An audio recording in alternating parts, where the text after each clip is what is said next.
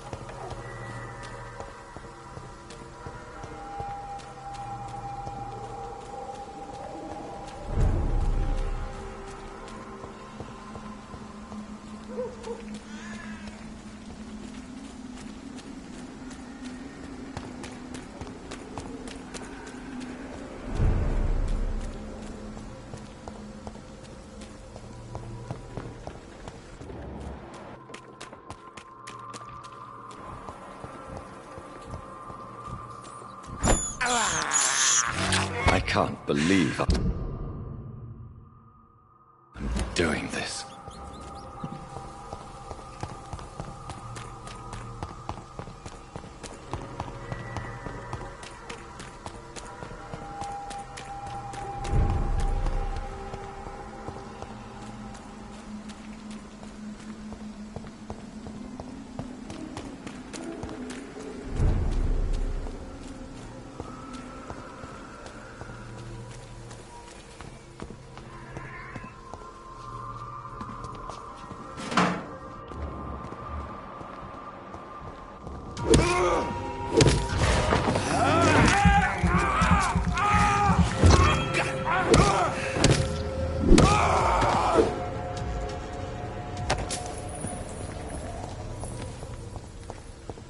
It's locked, all right.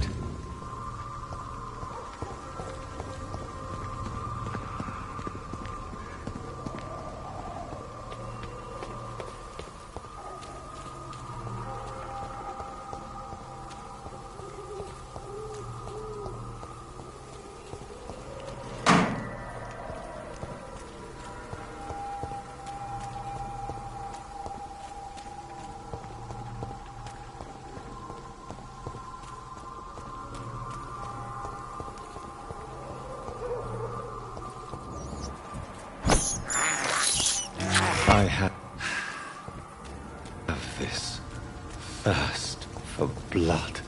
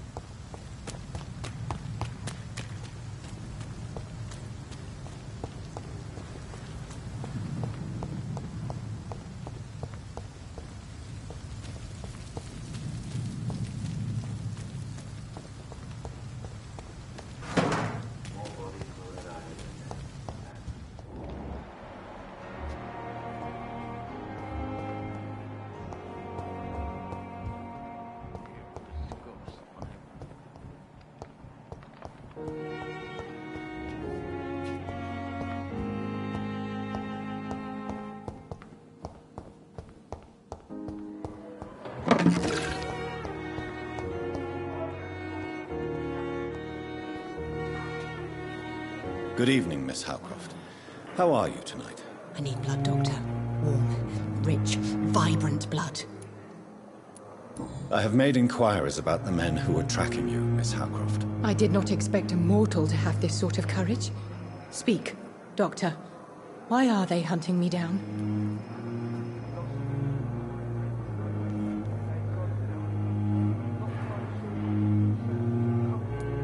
It was a misunderstanding. These hunters were in fact looking for a very different creature, but they mistakenly put their sights on you. I knew it. I have become undone. Those hunters have discovered me, but they don't know what I'm capable of. If you'll accept some advice from a petty mortal, I think you should assume a low profile and just quietly disappear into the shadows. You are right. And you have served me well, mortal. Take this as a reward for your time. Perhaps I will allow you to drink deep of my blood. One day. Thank you. I'll keep that proposition in mind. I'll leave you, Mistress of the Dark, to your nocturnal activities.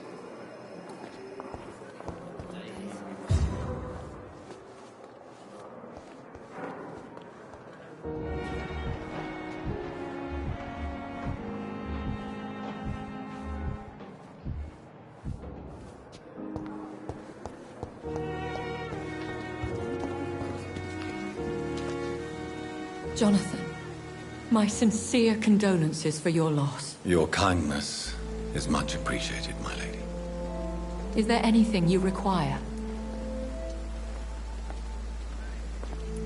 I spied my mother at the funeral. Have you ever revealed yourself to a member of your family? No, Jonathan. And I'd advise you even from thinking about it. Are we then condemned to lie to those we love? We are creatures of deception, my friend. But this is more for their sake than ours. But what if I was close to someone and wished to tell them the truth? Fear, loathing, disgust. And then they will plead to be turned. They will see it as salvation. Then there's the risk of gaining the attention of vampire hunters. Are we condemned to attend the funerals of all we love? Dying is the final act of life, Jonathan. Present company excluded. Accepted. As a practitioner of the medical sciences, I'm prepared for the death of loved ones. But mourning in the shadows, deprived of sharing one's grief. We are no longer a part of the circle of life and death. We are undead, my friend, and so we are outcasts. I don't know what to expect. Am I cursed to an eternity of solitude? With time, we Ekon tend to go into isolation. If we survive long enough, that is. Goodbye, my lady. Until we meet again.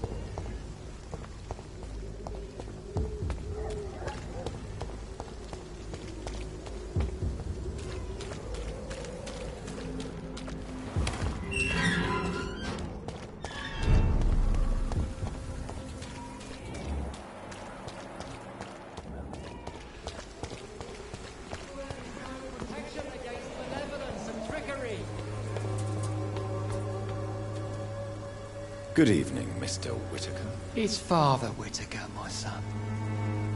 So, are you still lost in your rational delusions?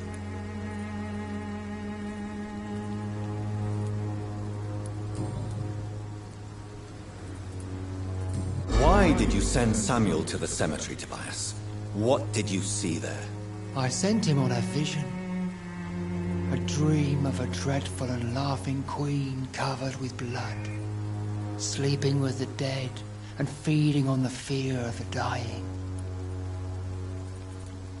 A laughing queen dressed in blood. Tell me more. This epidemic is her feast, the announcement of her return. Against her, science is no more than a child's toy. But who is she? She is the mother of harlots and abomination of the earth. She is Babylon, drunk on the blood of the saints. Tobias Whitaker, confess why you burnt those people alive. I have done what no one was ready to do. I will smite the flesh of the unclean to protect the righteous.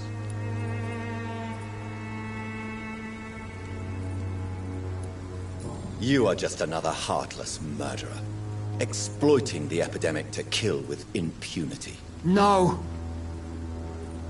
No. The only way to contain the spread is to strike at the source itself. The proliferating sick. You're not the savior of London. You're just a glorified sadist. I take no pleasure in this awful cleansing, Dr. Reed. I am only driven by the thousands of innocents I save each night.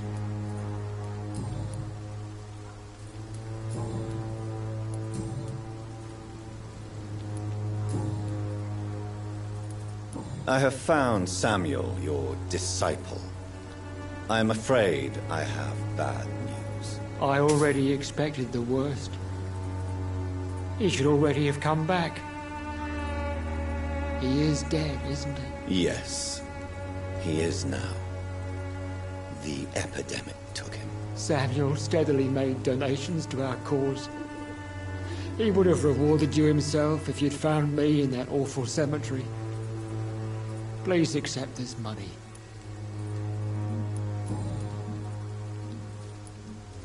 Your disciple, Samuel, stole from the dead in Stonebridge Cemetery. I have proof of his crime, and proof of his death. No! Samuel was the best of us. So devoted, so zealous. He gave all he had for the cause. He tirelessly preached the good word.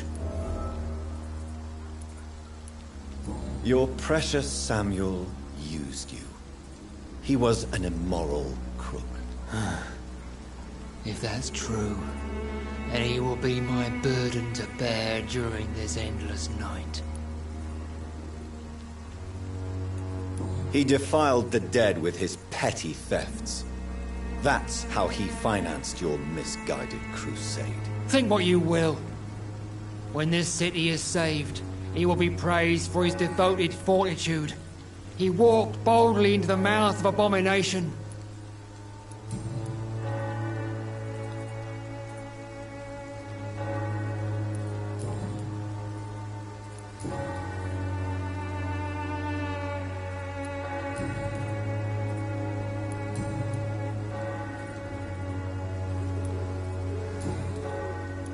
I have heard enough for tonight.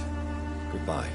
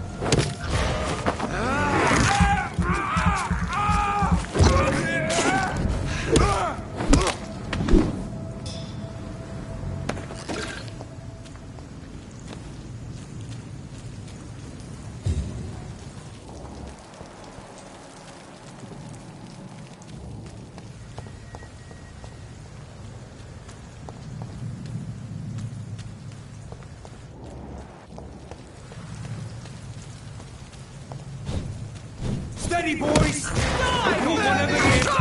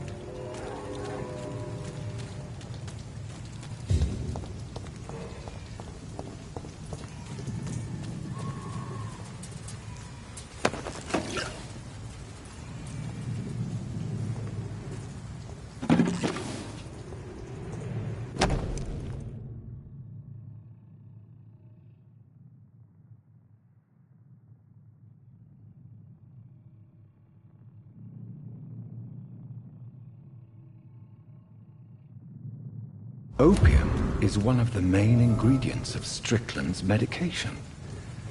Never a good move.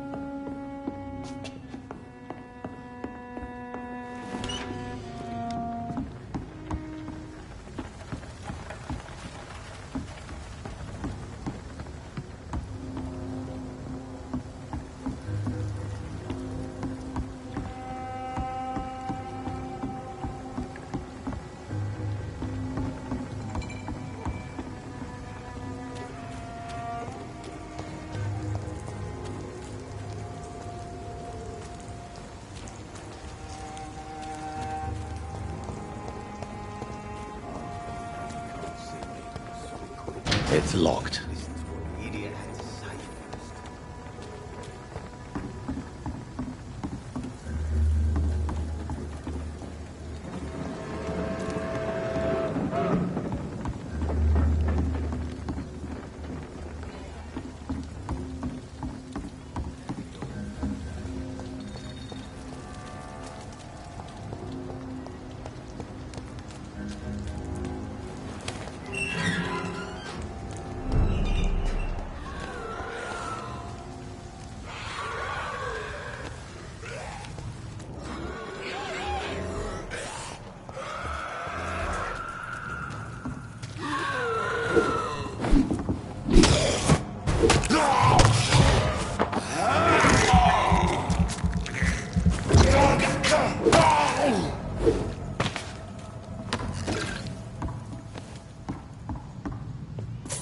This is Braille. I need someone who can read this.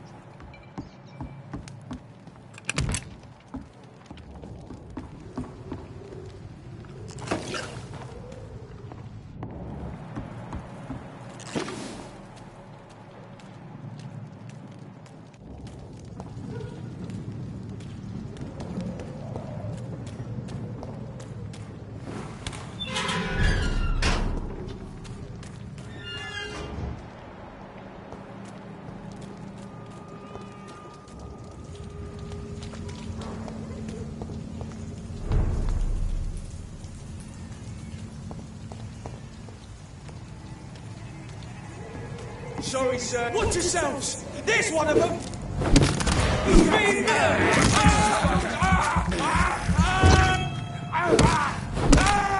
Filthy piece of shit!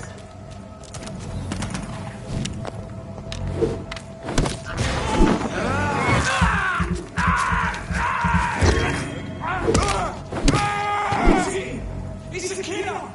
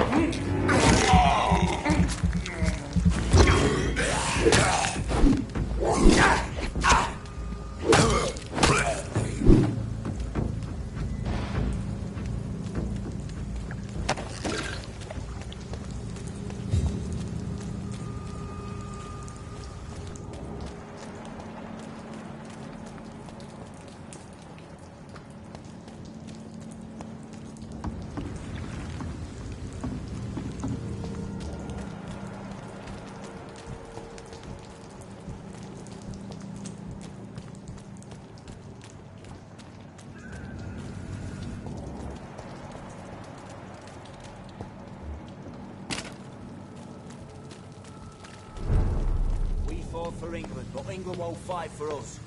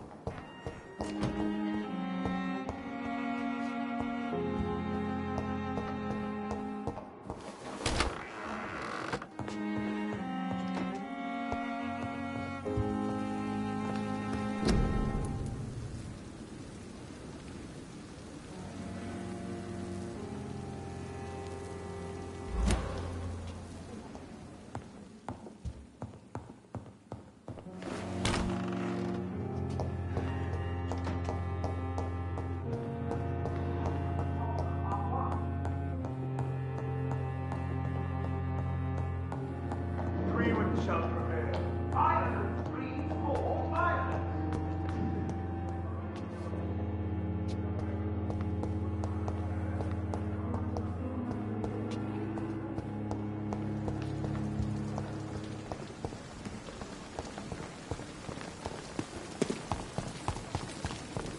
Perhaps I should do it.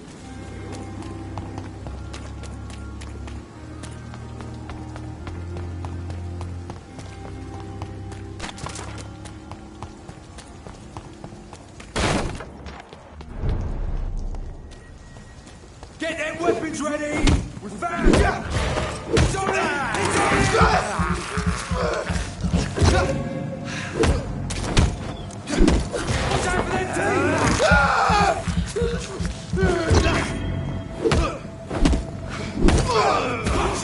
It's a killer! Bloody bitch!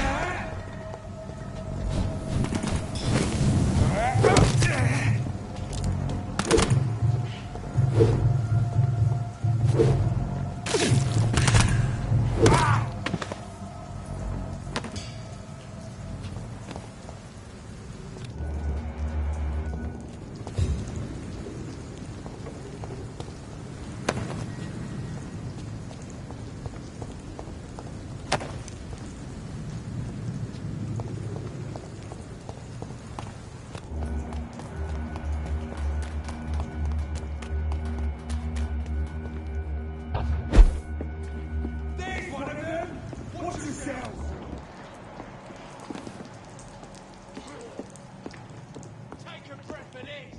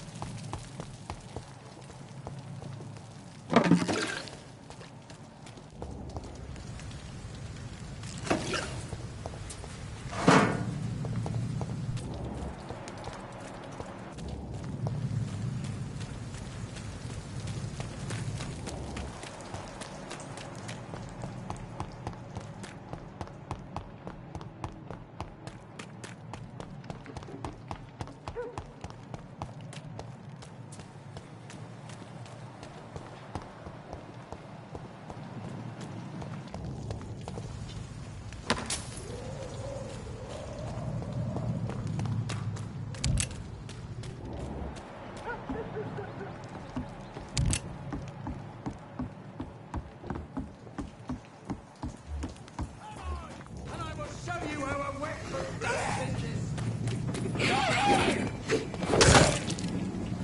You won't get me here! Help me, you bastard! What are you? Huh? Get out, you crazy bastard! You won't get me here!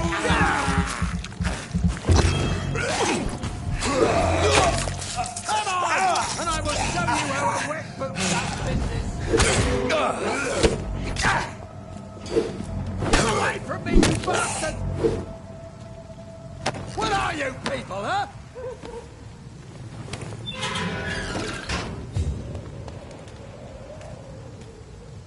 Are you all right, sir? What are you doing in a place like this? I'm not sure that's any of your business. I hope you realize that staying here will put your life at great risk. Pah! I'm not afraid of these guards of Priwen, or whatever these thugs call themselves. I can still kick some respect into those youngsters. I wasn't specifically referring to them, but are you really after these men? Why? They took my boy! I've had no news since he joined that crazy gang. So I decided to come and find him myself, to get some answers. I see. But as I said, your life is at risk if you stay here. And I'm not referring to the gangs either. You should leave, sir. Well, this part of town used to be nicer, let's say. Perhaps you're right. This isn't the best way to save Andrew.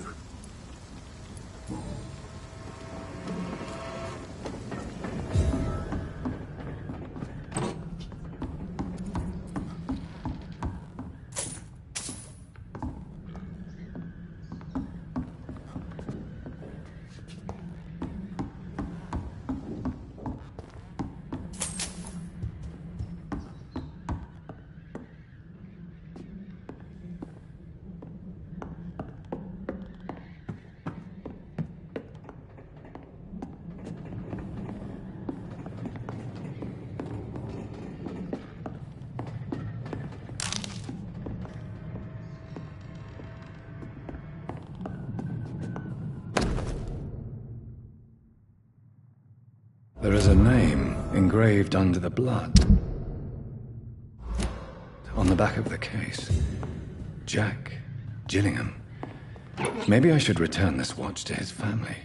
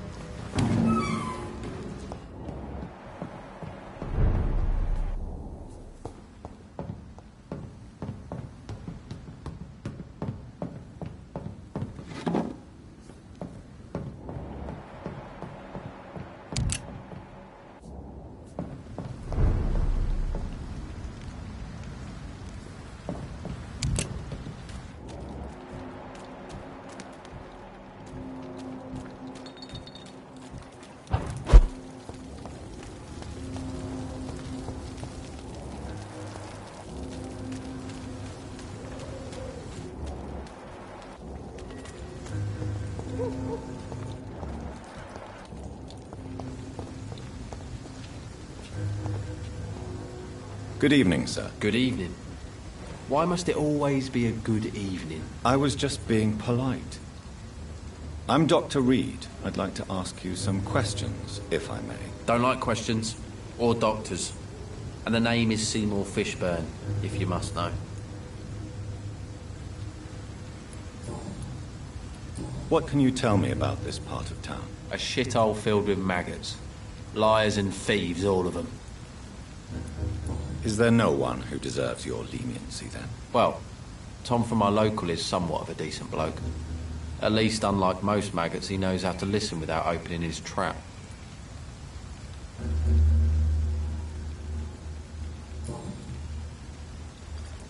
What can you tell me about this part of town? A shithole filled with maggots. Liars and thieves, all of them.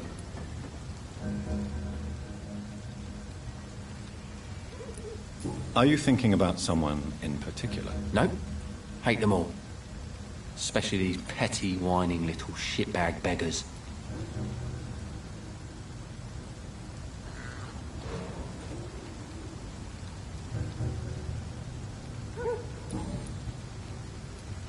What's your occupation? I take care of my mum. what I do. She's the only good thing in my life. Even though I don't treat her so good. Sometimes it's hard to be a good son. I just want her to smile. Know I was thankful for her patience, appreciated like... God knows she deserves it. You seem upset. Is something bothering you? I lost the necklace I bought her. I'm a fucking idiot. A worthless idiot.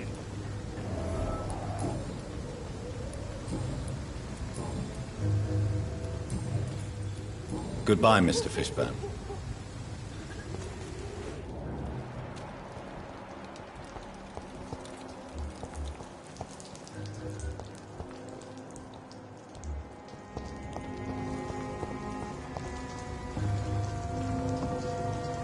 Hello, boy.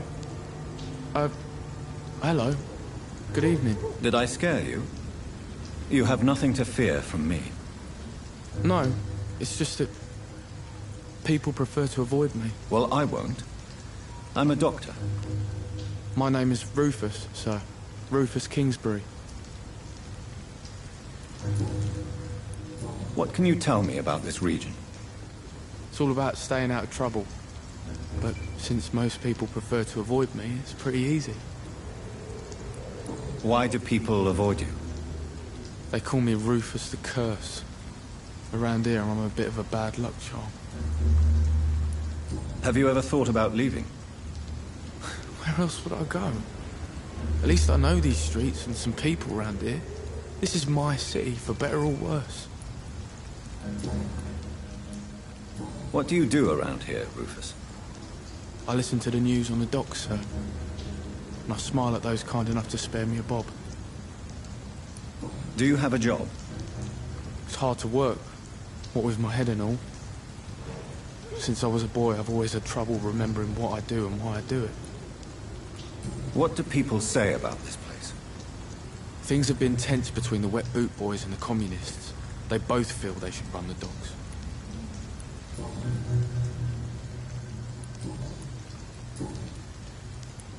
Are you alone? Where is your family? I don't have any. My parents are dead. So you have no home? You're sleeping rough? No. I mean, yes. I live on the streets. I have no home.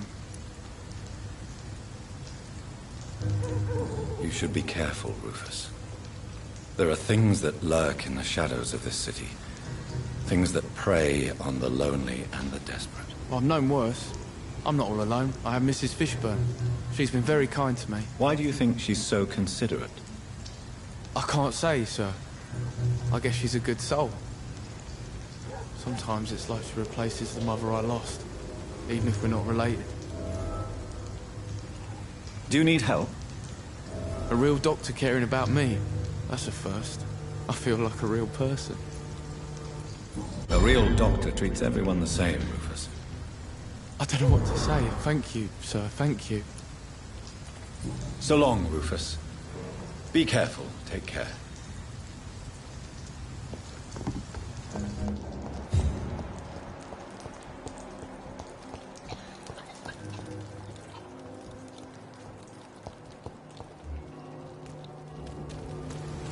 Every night, darkness, and every dawn another. Good evening, Mr. Fishburne. Yeah. Do you require medical assistance? That's something I didn't expect to hear again. A doctor concerned with the health of his patients. Yeah. I could use some help. On several matters, in fact.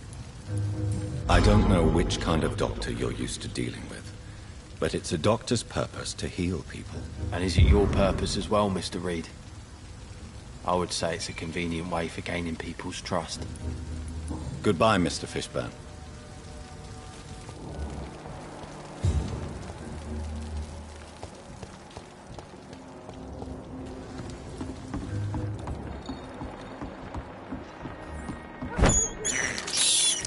I can't believe I'm doing this.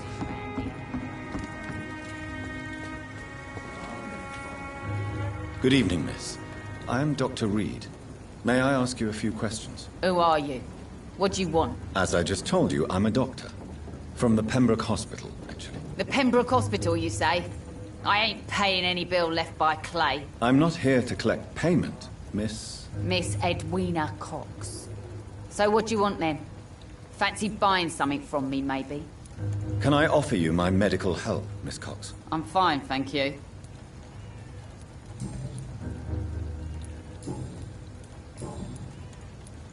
What can you tell me about this part of town? You can't trust anyone around here. As soon as you lower your guard, you can be sure some arsehole will take advantage of you. Really? Don't you think that's a little bit excessive? Bastards, all of them. This region only responds to violence and threats. You sound like you're thinking of somebody in particular. Take the gravediggers of Southwark. They must pay me every week, but it looks like they forgot who gave them permission to steal from the dead. Looting corpses in a mass grave. That is a new low. Whatever. Hey, since you're a doctor and all, maybe you can access that forbidden area and remind those bastards what they owe. You still use your husband's name, Edwina. Why is that? Why shouldn't I? He may be a bloody bastard, but I'm still his wife and his name means something round here. You never paid him a visit at the Pembroke Hospital, did you? And I don't intend to. In Clay's case, I'm not against a medical mistake or a little help from the Spanish flu. What can you tell me about your work? I'm a businesswoman. I buy and sell things, and I send my wet boot boys after anyone who don't play nice with me. Gang member and shopkeeper. Can't be easy running double shifts. If you're interested, I may find use of a doctor who can freely walk across the city, you know. I'm not interested in a career in the criminal underworld, Miss Cox. Fair enough. Stay away from us then, if you don't want to get hurt or worse. Since my return from the war, I don't feel that concerned by threats, knives, or even bullets, if you must know. That's exactly what that stupid trade unionist claimed after he attacked one of us. Booth and I reminded him a bullet beats words every time. You're quite blunt, aren't you? I like people who know what they want and say what they think. This is a time of great opportunity for those ready to embrace their destiny.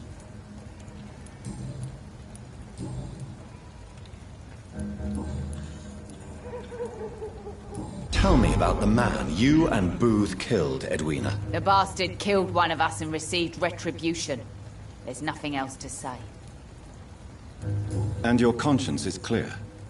You kill without hesitation. Violence is an efficient tool, Dr. Reed, when used properly. So you decide who lives and who dies, just like that? Yes, Doctor.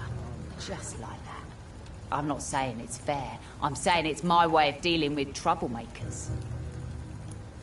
What happened exactly? I don't know, and I don't care. One of ours was killed by that communist bastard, but he didn't brag for long. So you have no idea what really happened, but you executed him anyway? No one messes with the wet boot boys, Doctor. This is our territory, and this is our law.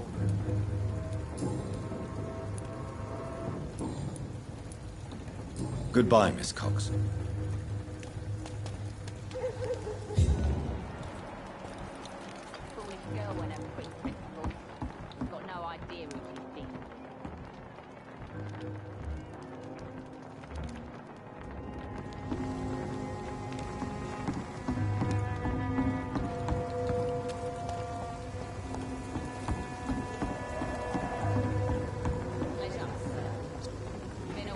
Good evening, sir. Who the fuck are you? Don't you see I'm busy here? Dr. Jonathan Reed, that's who I am. And who are you? Ah, some fancy gentleman we've got here. Clear off. We don't want strangers on our streets. So you won't tell me your name, then? The name is Booth Digby. Maybe I'll ask my boys to break one or two of your bones, just so you remember it. Are you some kind of vigilante patrolling these streets at night? Something like that, but the police aren't in charge here. We are, see? So you're a concerned criminal, is that it? Using funny jokes about me and my boys, are you? Fuck. You must have some balls. I saw many men like you during the war, Mr. Digby. Greedy little cockroaches who feed on despair. I could kill you for saying that. But, nah. You've been a soldier. I can respect that. So, tell me about your gang, then. What? Have you got a death wish? You really want me to answer that? Well, yes. You seem so proud of your status. Why not tell me who you're working for? Oi! I'm the boss, all right? The wet boot boys work for me. All of them. Situation round here is better than other districts because of us. Because of me. What can you tell me about this part of town? Things ain't that bad, thanks to us. We give people what they need, and we control this borough. Well, you're not doing a very good job. People are still dying here, like everywhere else. Yeah, well, we can't be everywhere all the time. And Edwina says if we can find more guns, we could be more efficient. More efficient? Really? You should probably tell Edwina that guns are useless against diseases and infections. Incredible. You know what? You're lucky she can't hear you right now. She's more smart than patient. My sweet queen of the docks.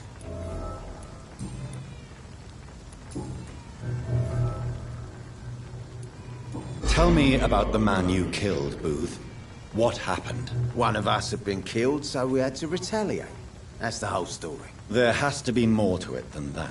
No, really. One of us got killed, so the killer had to die. That's how things have always been done round here. No one gives a shit.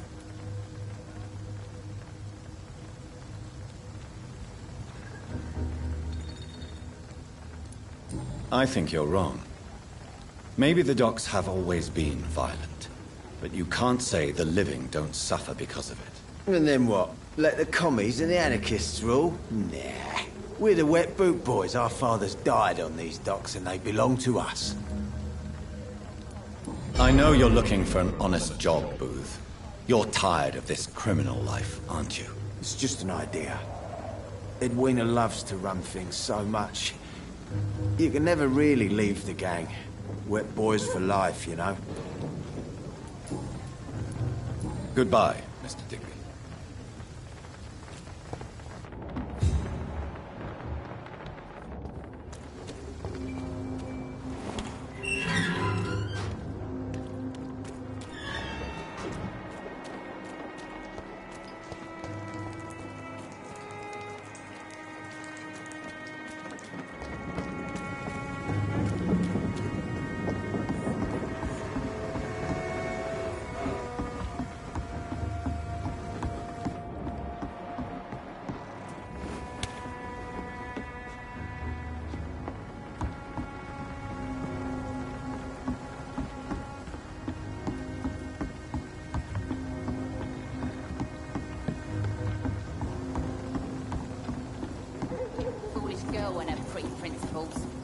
No idea who she's dealing with.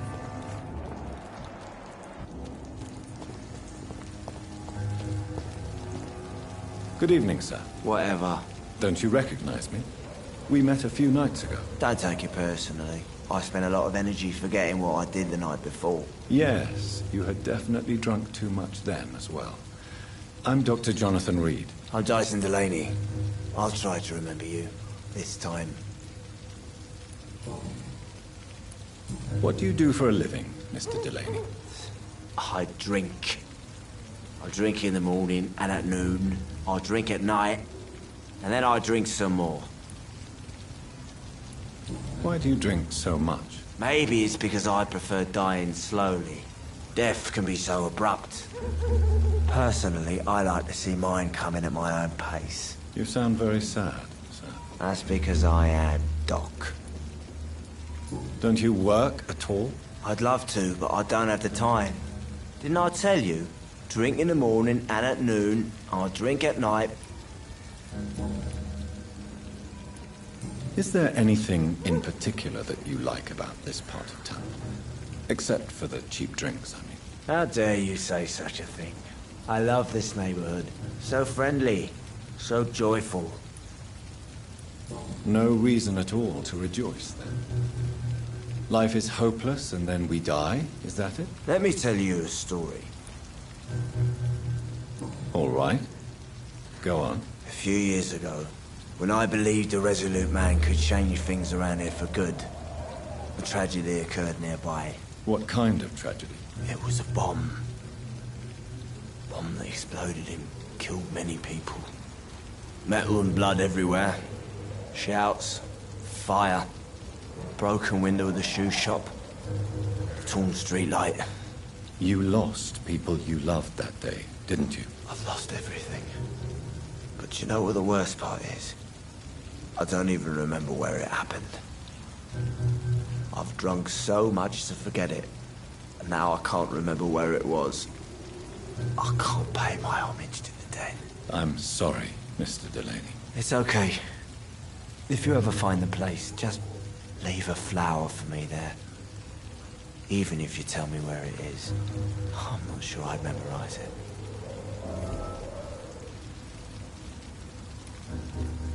Is there anything in particular that you like about this part of town?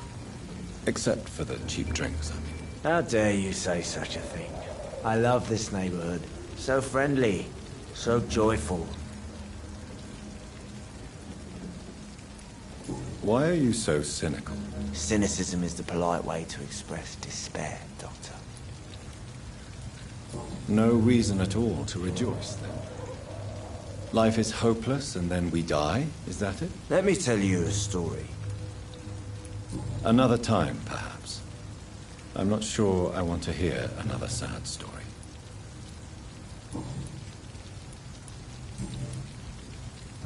Surely you must have had dreams and expectations when you were young, like everybody else. Sure. I wanted things to change. To really change, and to change for good. The bigger the dream, the harder the fall. Sounds like you were an idealist, which is honorable. No, sir. I was an anarchist, and I believe that exclusive property is a robbery in nature. I wanted a new world to rise from the ashes, Dr. Reed. Do you really think the world is that bad?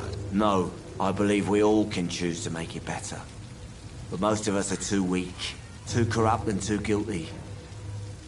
I failed for sure, but others will come. I want to know more about your past as an anarchist, Dyson. I'm still an anarchist, Doctor, make no mistake. I just reject violence as a tool to change the world, unlike my comrades. Do you believe in a bloodless revolution, then? I do not believe in much anymore, Doctor. But I'll admit I like your idea of peaceful change. I like it a lot. Do you still see your comrades, then? Even if you don't agree with their methods anymore, I mean. No. I hope they'll come to share my point of view one day. I'll raise my glass to that splendid idea. Goodbye, Mr. Delaney.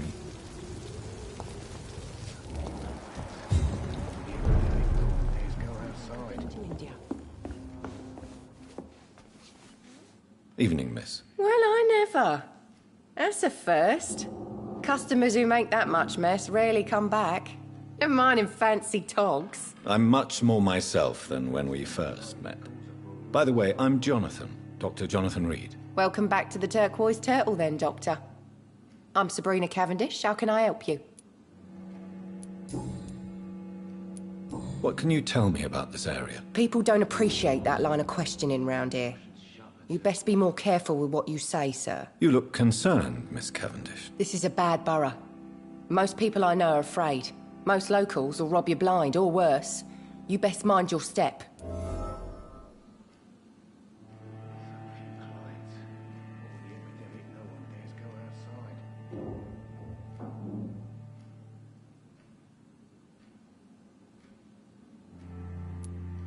If you're uncertain about your safety here, the docks might not be the right place for you. I got responsibilities. And it's not like I got the money to move anywhere else anyway. This place seems, how shall I put it, very colourful. I'm sure it has plenty of stories to tell. We get people of all sorts here. It's that rare place in the docks where you can have a drink without being murdered. At least it's not happened yet. So this bar is neutral territory, then? Yeah. Tom's convinced this is something the locals need. No one ever draws a weapon here. That's one of the reasons I accepted the job. Your boss must be quite the negotiator to force such an agreement. Yeah. Tom's a great bloke. Mr. Hampton, who runs the night asylum, he's the only other man that's able to keep peace around here.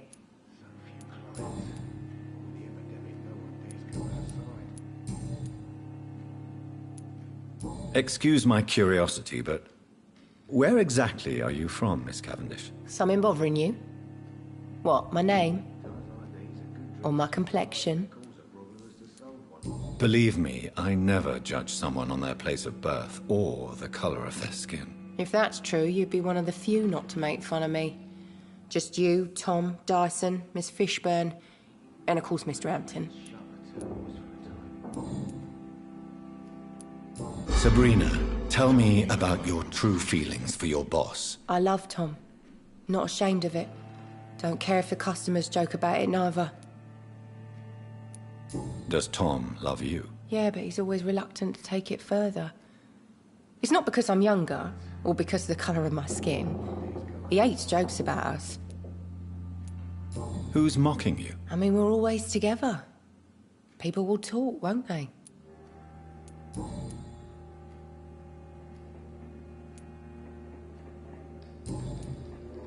Goodbye, Miss Cavendish. These are good drinks just as likely to cause a problem as to solve one. Good evening, Tom. Good evening, sir. How are you tonight? Back to the docks, are we? You remember me, then? Of course I do. You're that man who seemed so lost when he entered my bar a few nights ago. Thank you for your hospitality. I'm Jonathan Reed, by the way. I'm still Tom Watts. Welcome back, Doctor. What can you tell me about this part of town? It's not that bad. Thanks to people like the sad saint of the East End. Who? Sean Hampton, our own private holy figure. Few are foolish enough to make peace with the gangs. Sean is one of them. How is it you can keep this place open? This part of town doesn't seem particularly safe. Well, since everybody needs a drink, my pub is considered neutral ground by most groups.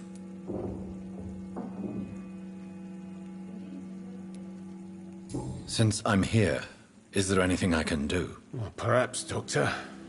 Peace partly depends on my stock of gin. With the epidemic, my supplies are running low. How could a physician help you in this matter? I have a small warehouse just past the quarantine line. Perhaps, with you being a doctor, you could go there and come back? Doctors aren't immune to disease, you know. Very well. Show me where it is. I'll see what I can do. Oh, thank you, sir. Here's the key to get in. You're about to save many dry throats. I see. So you get pressure from all sides about how this place should be run, do you? Well, something like that. Nothing that a few wise words and a bottle of gin can't solve. You're something of a figurehead around here. I'm only pouring alcohol for everyone to forget their troubles. Sean Hampton is the one giving them long-term hope.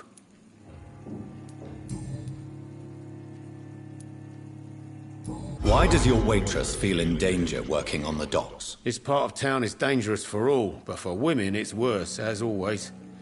Sabrina is a brave girl, but she can't help feeling in danger. Do you think she has good reason to feel this way? Are you not worried about her safety? Of course I am. The truth is, she's tougher than me deep inside. She just has to learn to control it.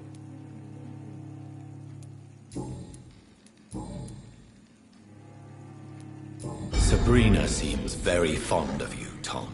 I like her too, I really do. I know I'm her boss, and I'm much older and all. But I like her, for sure. What is bothering you, then? Sabrina is an angry one. She wears it like a coat. I'm not sure I can make her shed that anger. It hurts to see her like that. Goodbye, Mr. Watts.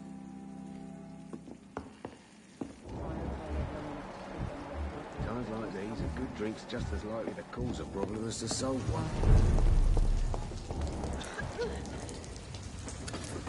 Good evening, Mr. Delaney. What? Ah, you're a doctor. Inebriation aside, do you need medical help? Yes. I feel sicker than usual these days. Take this, then. And perhaps you could try to slow down the alcohol intake, too. Hey, Doc, you don't really want me to stop the only remedy I can afford. Goodbye, Mr. Delaney.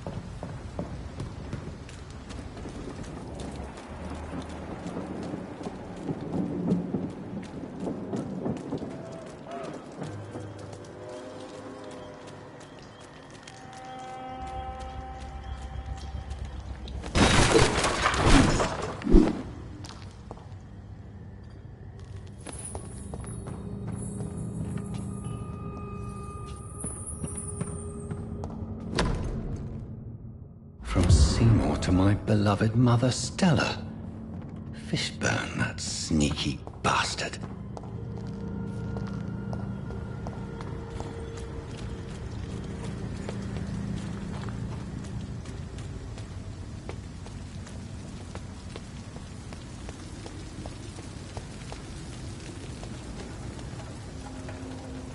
Good evening, Mr. Fishburne. Yeah. I have retrieved the gift for your mother, sir. Great. Give it here then and take this for your trouble. I also found the corpses. The ones under which you left the necklace, Mr. Fishburne. Ah, so that's where I left it. I can be a bit stupid sometimes.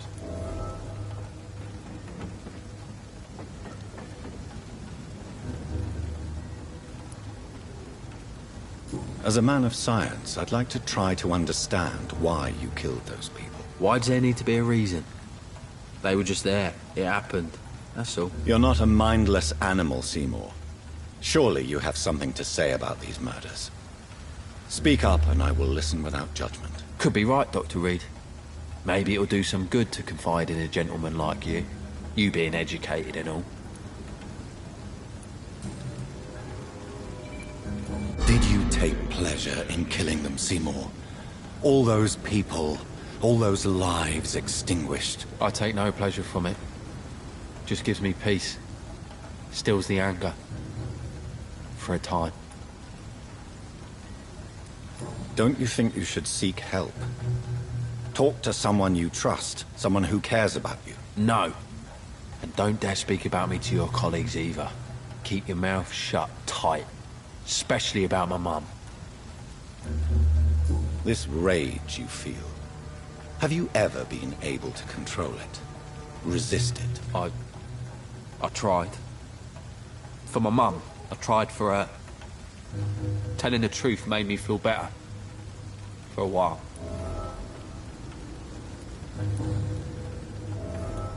Tell me about your victims, Seymour. Who were they? Why them? Was there a link? Why should there be?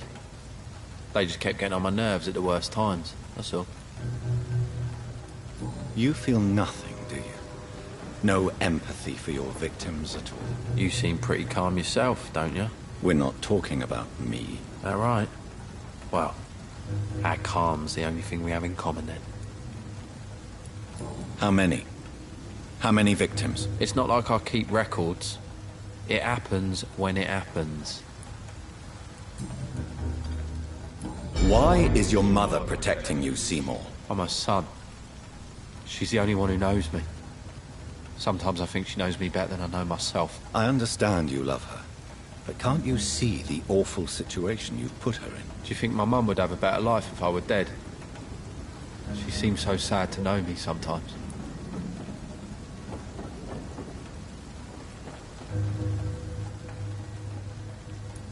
I don't believe death is the appropriate sentence for murder.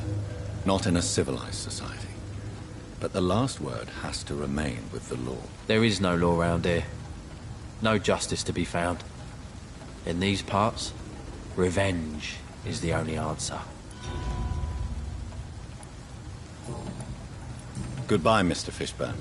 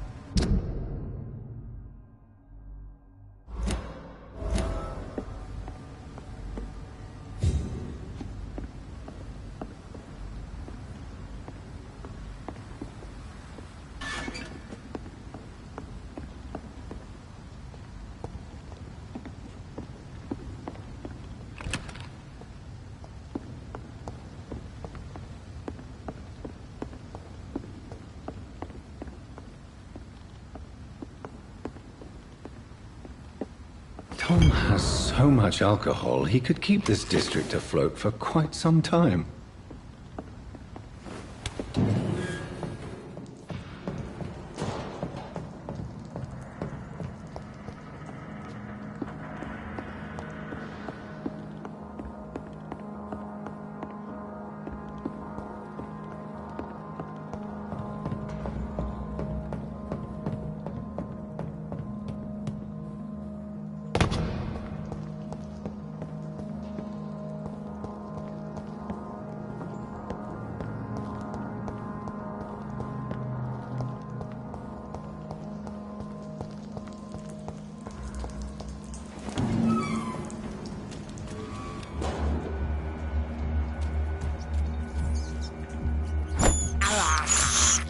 I have this thirst for blood.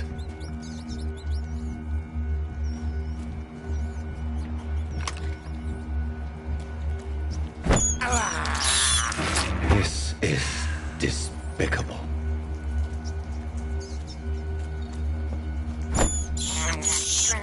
I have this thirst for blood.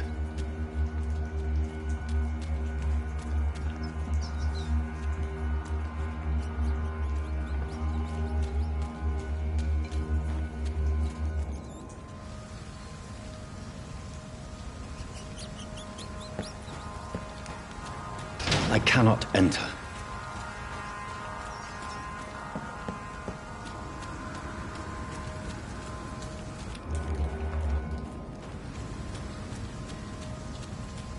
It's locked, all right.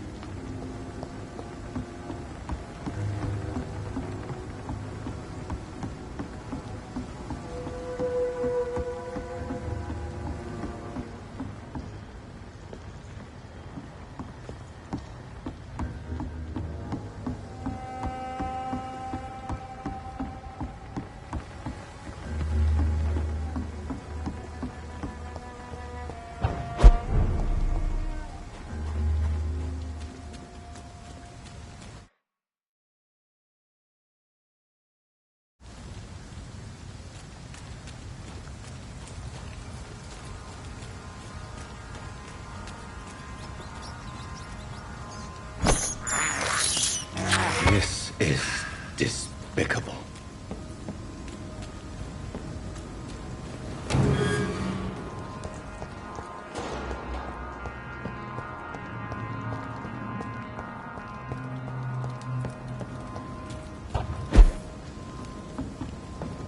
Look lively! It's on to us!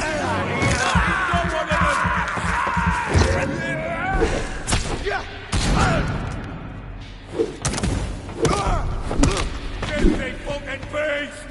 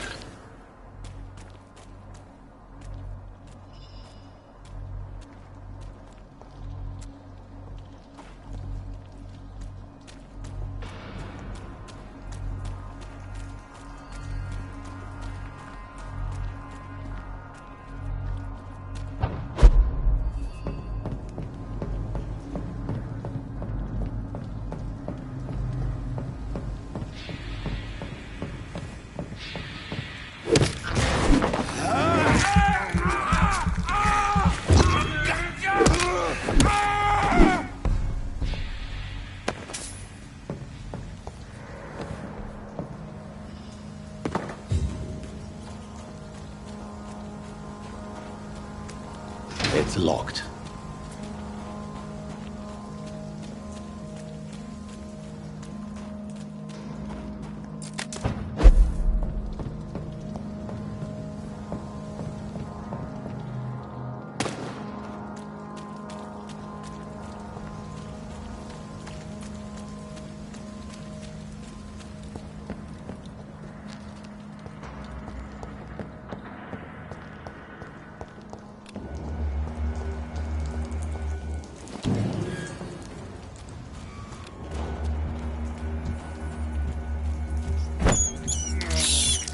I have this thirst for blood. It's locked, all right.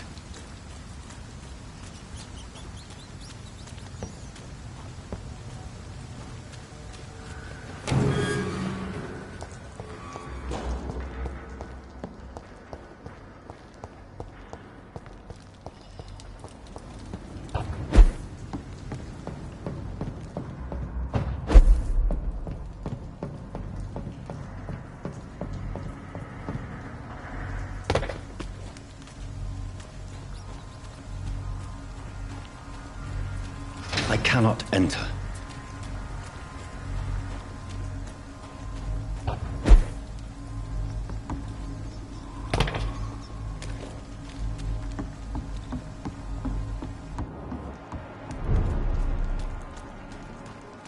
It's locked, all right.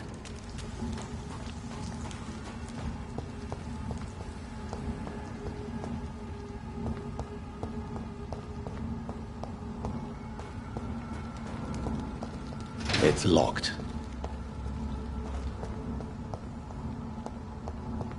It's locked, all right. Lively!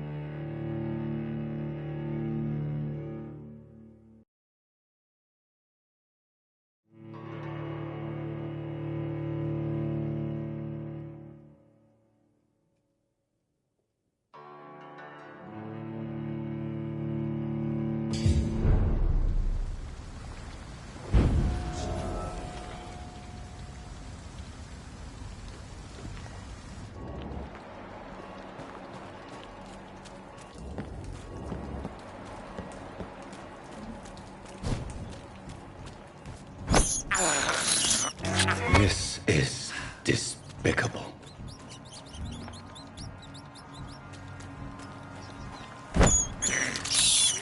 I can't believe I'm doing this.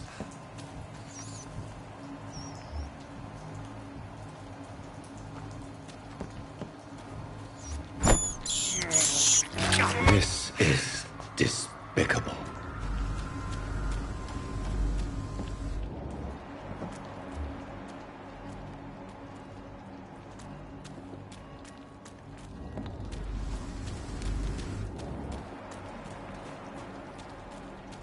It's locked.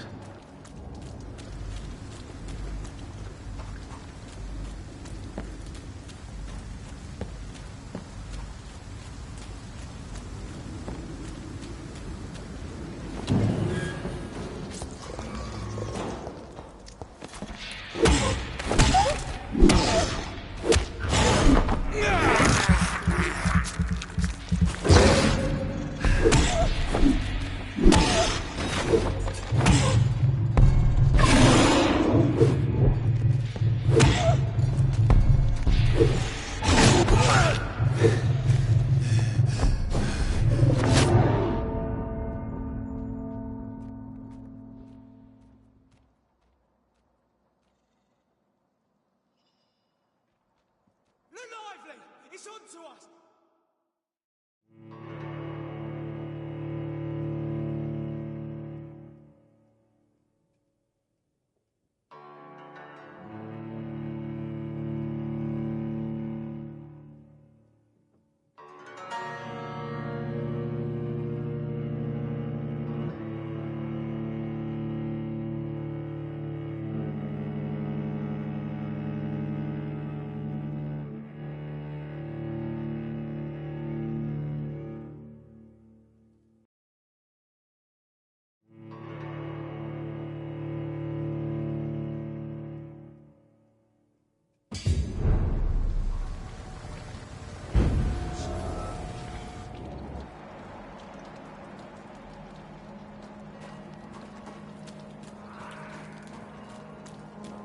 It's locked, all right.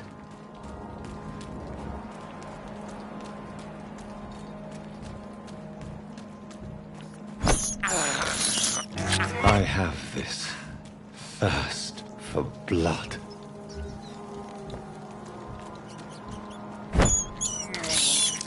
This is despicable.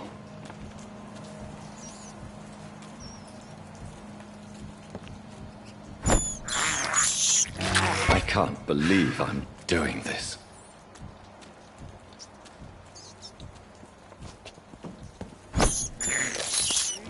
This is despicable.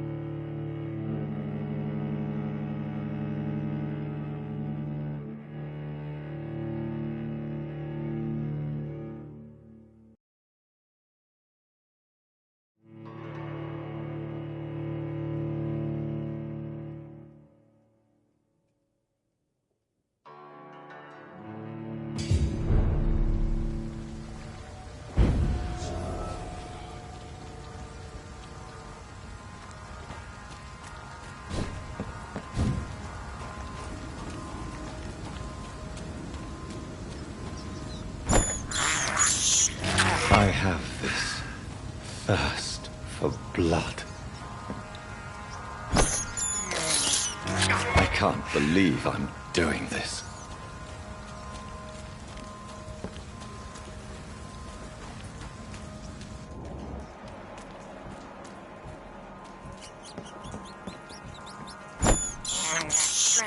I have this thirst for blood.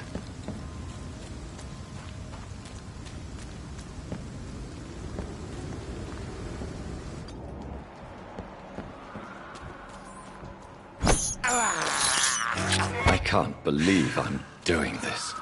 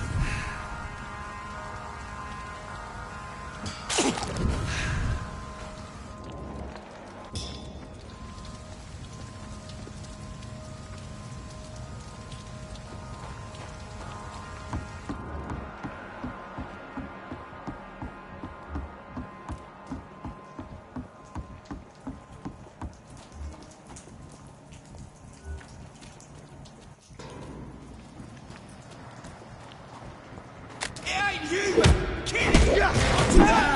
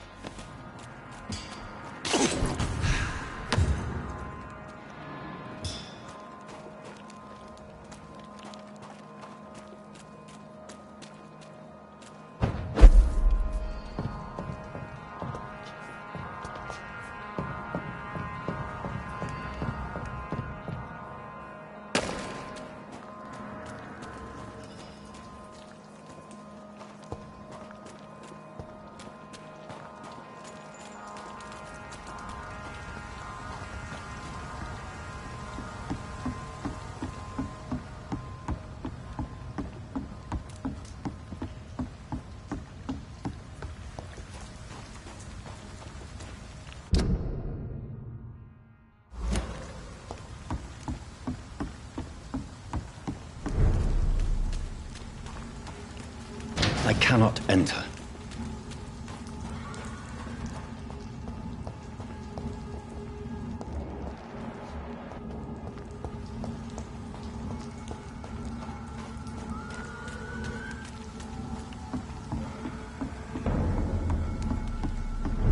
There's safer places to be than here. Over there! There's one of them burning!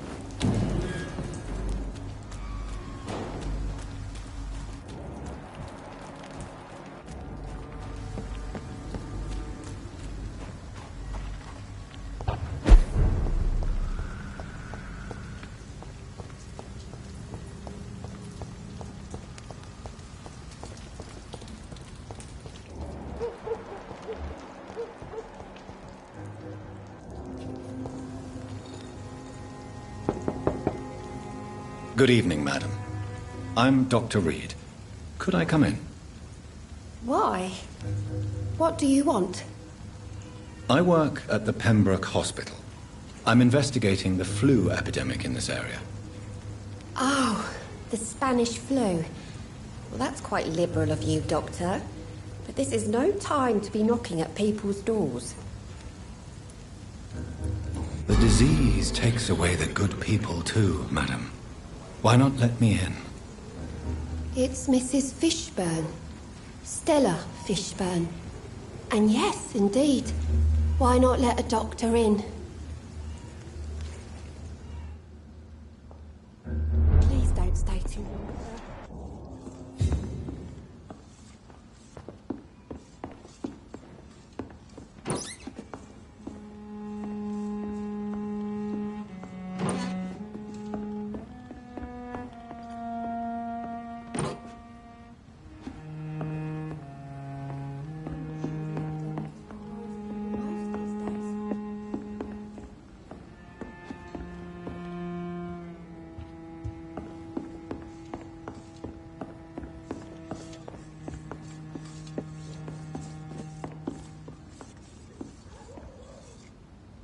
So you have questions about the flu, then? Yes, among other things. Forgive my rudeness at the door. It's just my son doesn't like strangers coming in the house. Mrs. Fishburne, are you in need of any medical assistance? I am fine for now, least in body. Thank you for your concern, Dr. Reed. How is life around here? Life has always been hard in the East End. But it's everywhere nowadays, isn't it? Violence has always fed on poverty, don't you think? It's a cruel law of the human condition. And selfishness is their rotten fruit. These days, you can just die in the gutter and no one will bat an eye. Do you think the increase in violence has anything to do with the epidemic? Don't know, but it's most likely linked to the gangs if you ask me. Recently, it's like everyone has had to pick a side. May I ask what you do for a living, Mrs. Fishburne? Since my husband died, I worked at the Dawson Rope factory, but it closed before the war. I occasionally help at the night asylum, in exchange for food. Did your husband die in the war? Oh no, my Jack was a docker. He died when my Seymour was just a lad. The poor boy saw his dad slip and fall from that scaffolding. How do you pay the rent, then? My Seymour works at the docks, just like his dad. He's very attached to the house he grew up in. It's not always easy, but we get by all right. The orphan that regards you as a mother. Please tell me about him, Stella. You mean Rufus? I wish I could do even more for the poor boy. Most people are so selfish. But you're not. Years may have passed, but I haven't forgotten how it feels to go through days with nothing but an empty stomach.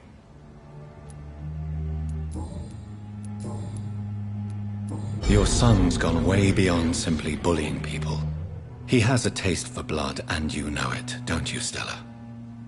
One night, he told me straight up, in his own words. It was several days after one of his episodes. Why did he confess? Did you suspect something? No. I guess he wanted his old mum to help him fight his, demons. Did Seymour tell you everything that night? More than I could stand. The words he used to describe his hate, his rage, how he feels when he's done it. Tell me about these demons Seymour needs your help to fight. Seymour used to be such a happy child. And he is still a helping son most of the time. But when he gets angry, he can hardly contain his rage. All men and women are born innocent, Mrs. Fishburne. But there can be a monster within any of us. Do you think he can be cured, Doctor? Do you think something can extinguish this rage inside my Seymour?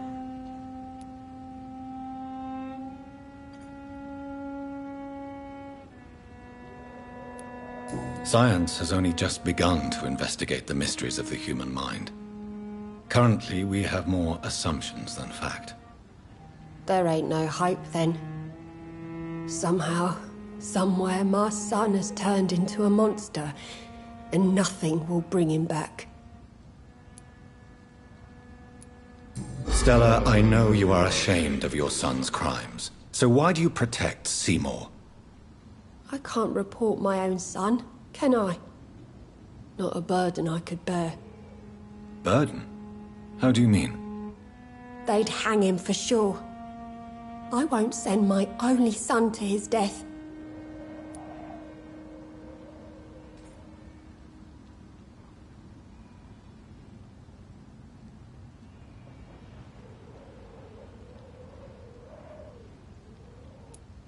I understand your pain, but you cannot mother him forever. If someone ever found the courage to speak to the police, I will take my share. Goodbye, Miss Fishburne. Take care of yourself.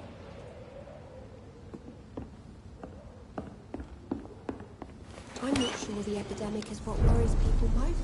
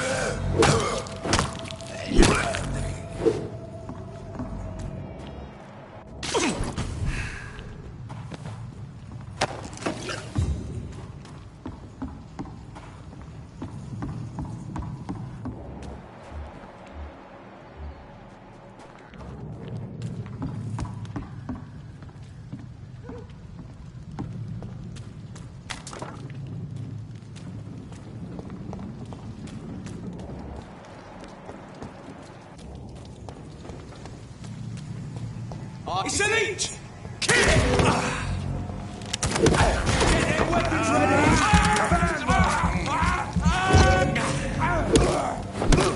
No! Die!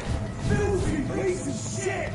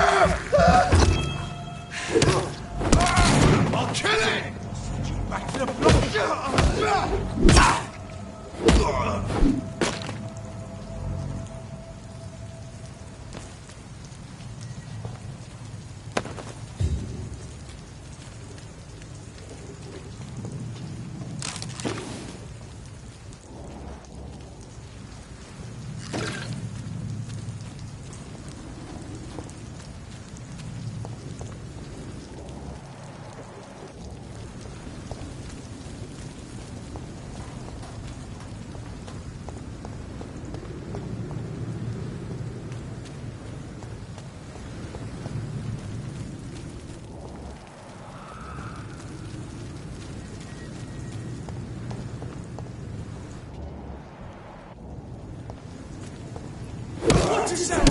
He's one of them!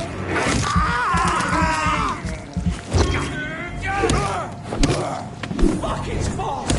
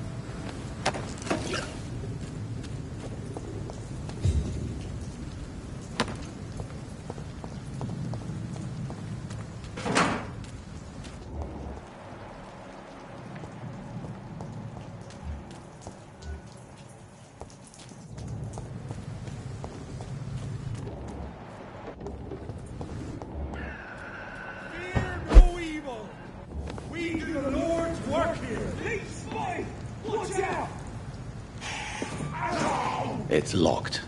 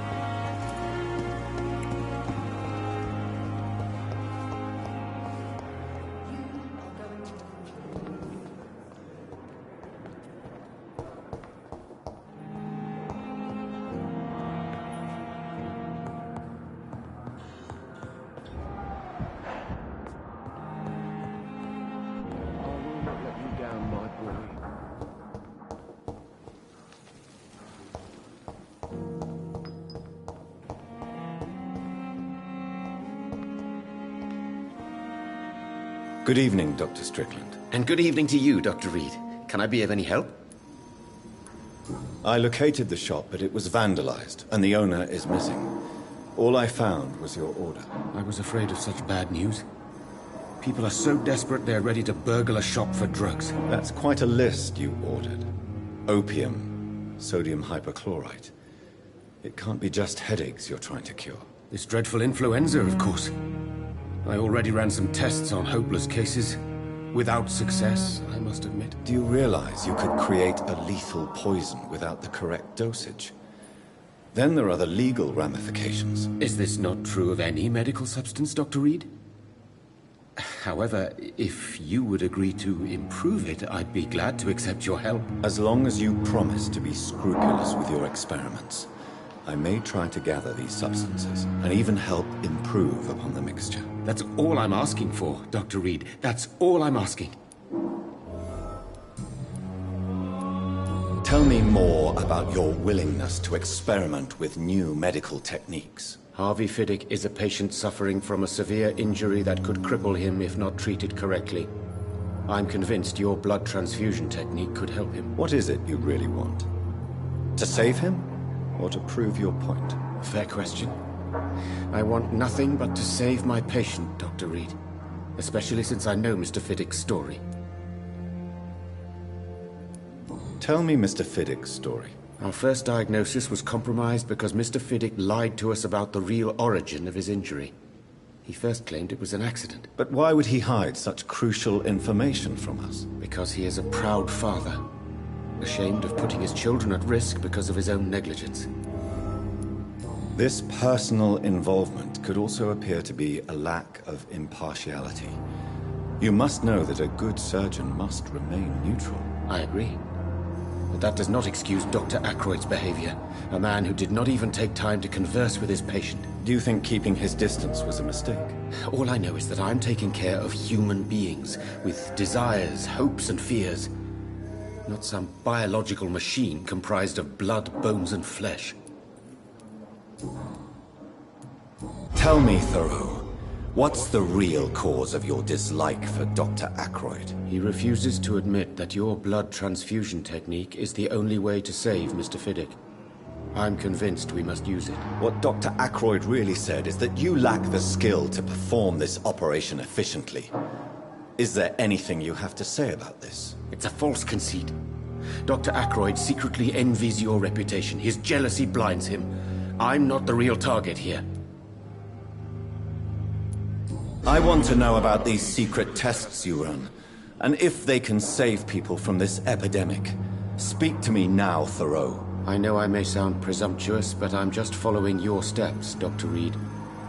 I'm casting away the shadows of ignorance by daring to face them. Self-confidence is essential in our line of work, my young colleague, but only if tempered with the correct amount of cynicism. But you never doubt yourself, Dr. Reed. I've read all your articles and books. You performed the most daring research during the war.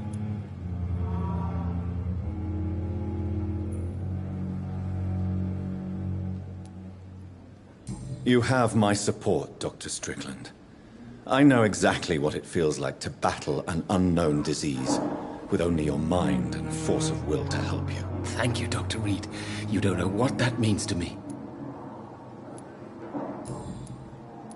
Goodbye, Dr. Strickland. I can't let Strickland put his patients at risk with opium. Perhaps an adjusted formula will deliver more of a placebo effect.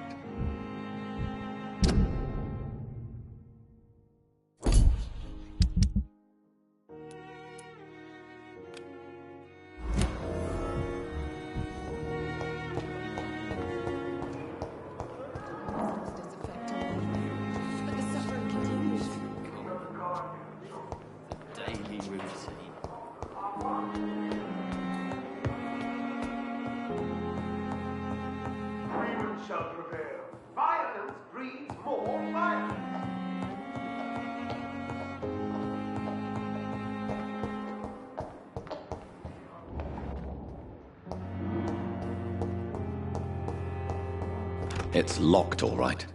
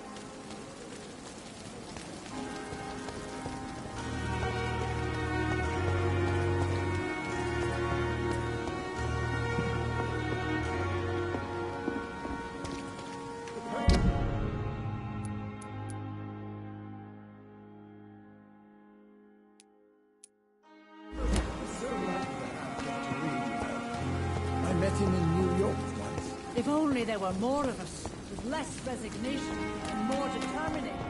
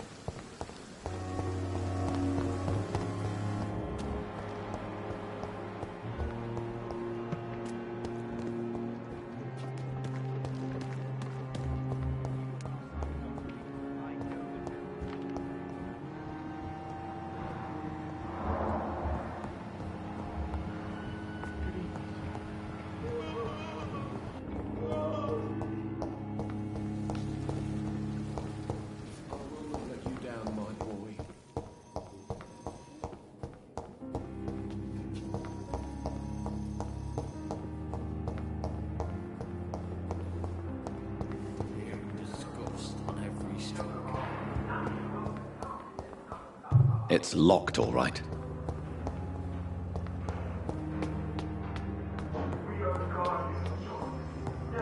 You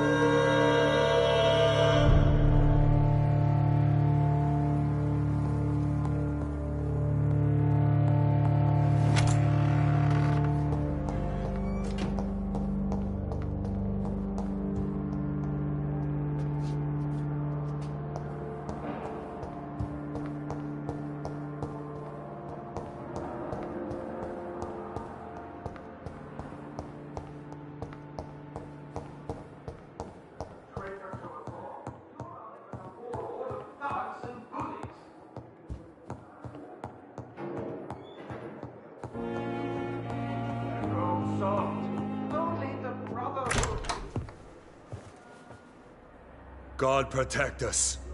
You've got a leech in the hospital. Yes, my hospital. My mission is to heal while you go about warring. You've set the table for a snake. I wonder why there's venom in your food. I'm growing tired of your song. You're a woodsman, McCullum, not a doctor. Return to your hunt. Remember, I've a good nose for machinations. I can flare the scent at a mile. You can't hide from the god. Leave him, Jonathan. This is sacred ground. Neutral territory.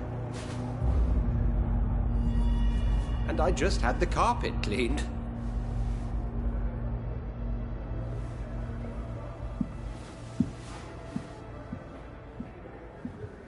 By the sacred stole, this is very bad news. Bad news indeed.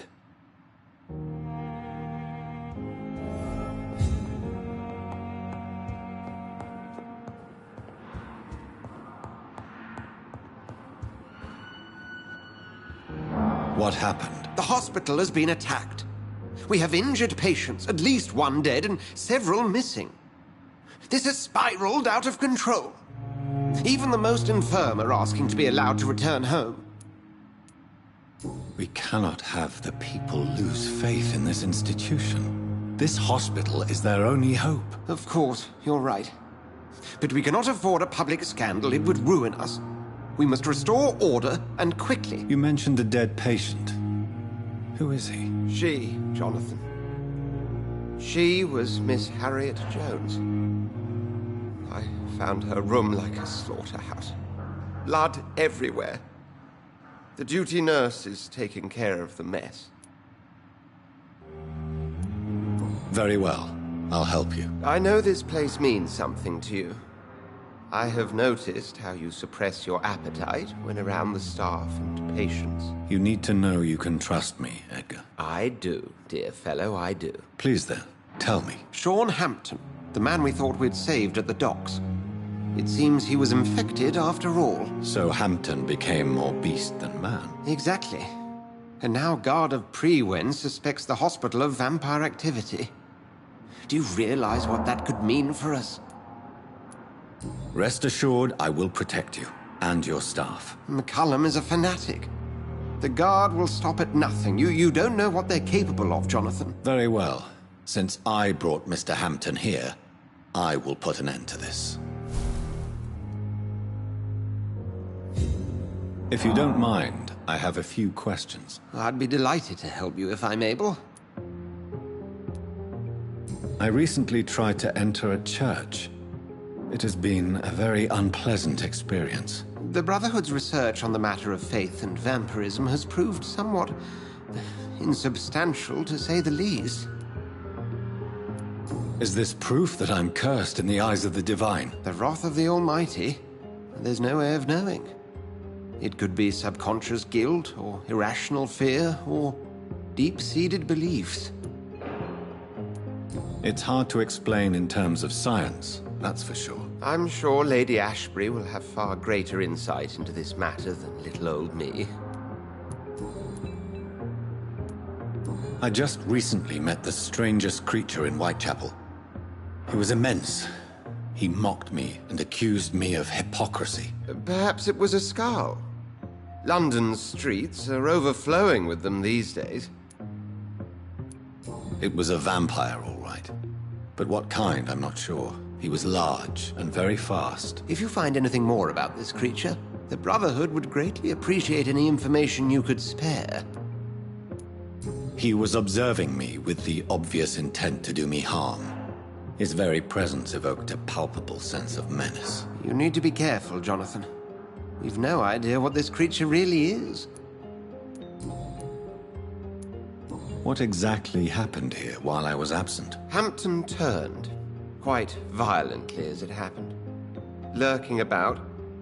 Attacked Miss Jones. To say he created quite a commotion would be an understatement. How did the Guard of Prewen come to hear of this? McCullum has spies everywhere.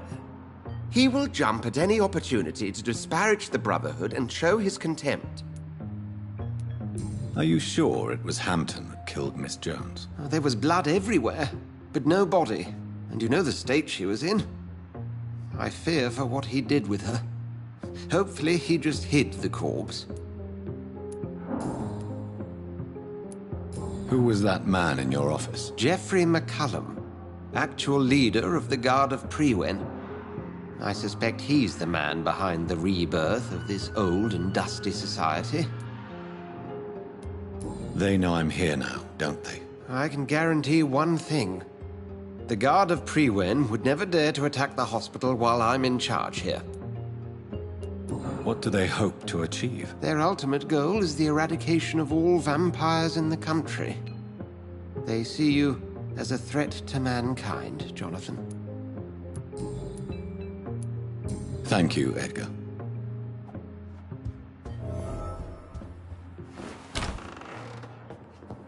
Sean Hampton lives and breathes for the well-being of his flock. There's no other place he would go but the docks.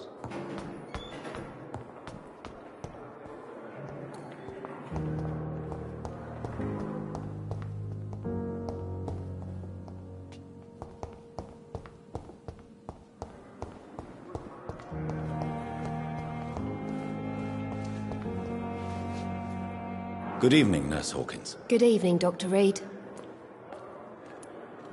What can you tell me about the recent commotion in the hospital? Everybody's afraid. Death has always been a frequent visitor. But murder? How can we cope with that? As a nurse at this hospital, it is your duty to deal with these things as best you can. Yeah. Until it's my turn to have blood spread all over the walls. I entered the room first, Dr. Reed. I've seen what that monster did to the woman.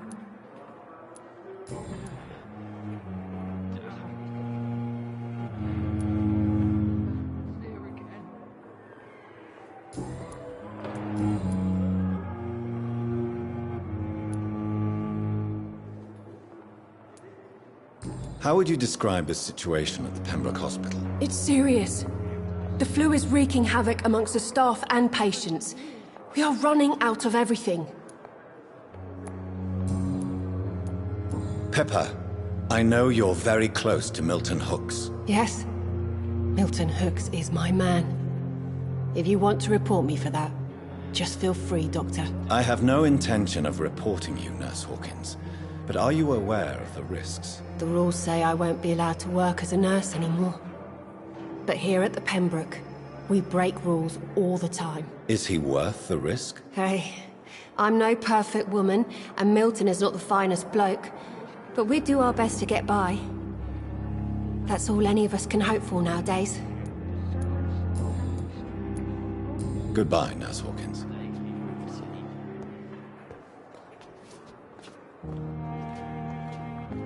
Good evening, Miss Howcroft. How are you tonight? I need blood, Doctor. Warm, rich, vibrant blood.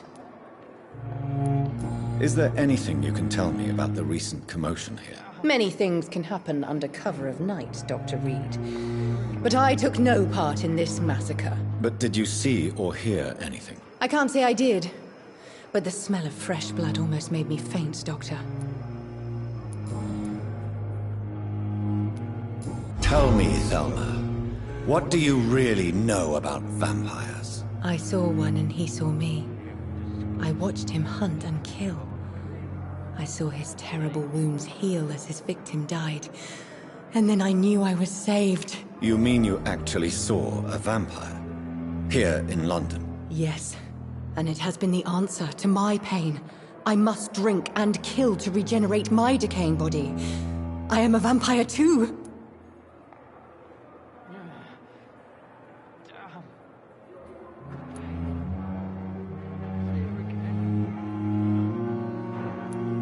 You have no idea what problems your claim could cause if heard by the wrong people, Miss Howcroft.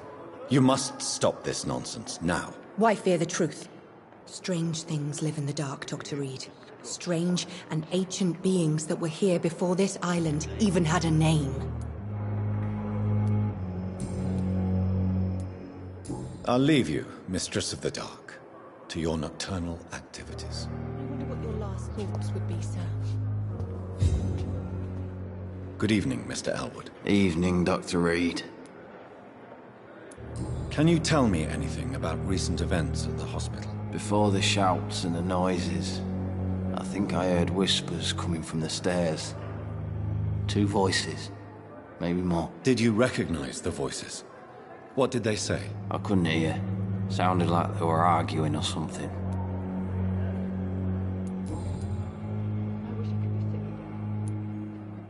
You told me before you don't want your children to see you like this. Do you have any other family? My sister Agatha has raised me nippers since their mother died. Don't want them to look at me like this.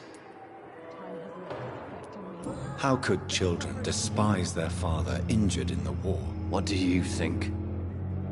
They saw me. Once. Like poor angels left the room crying. They keep on having nightmares every week, my sister told me. Your sister's not a child. I'm sure she has nothing but respect for a wounded soldier, and you are her brother. You don't know my sister Agatha. She may be young, but she's all discipline and morality. If she ever found out what really happened... She doesn't have to know. She's a sly one, my sister. One day she'll find out the truth and knock 7 bells out of me.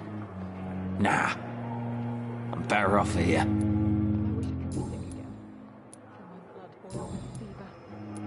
Goodbye for now, Mr. Elwood.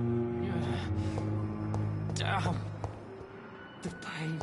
What on earth happened here?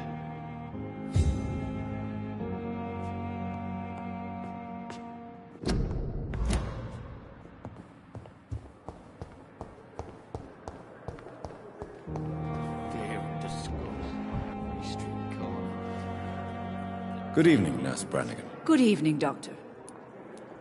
What can you tell me about the recent events in the hospital? That Mr. Hampton killed Miss Jones in her room, then ran away. And did you see all this? No. I was working by the tents when it all happened. I only entered the room when they asked me to clean up the blood. Where is Miss Jones's body? I don't know. I'd imagine the morgue. It all happened so quickly.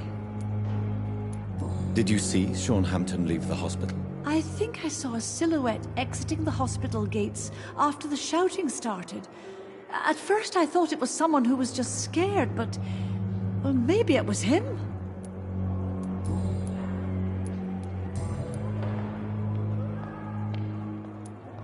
Why does Dr. Tippett claim you're the main reason he keeps working, despite his fatigue? If it wasn't for him, I probably would have left the Pembroke years ago. Dr. Tippett does not think of you as just a nurse anymore, does he? If you're suggesting he's not taking my gender into consideration when it comes to medical practice and knowledge, I really hope he doesn't. Goodbye, nurse. Call me if you need assistance.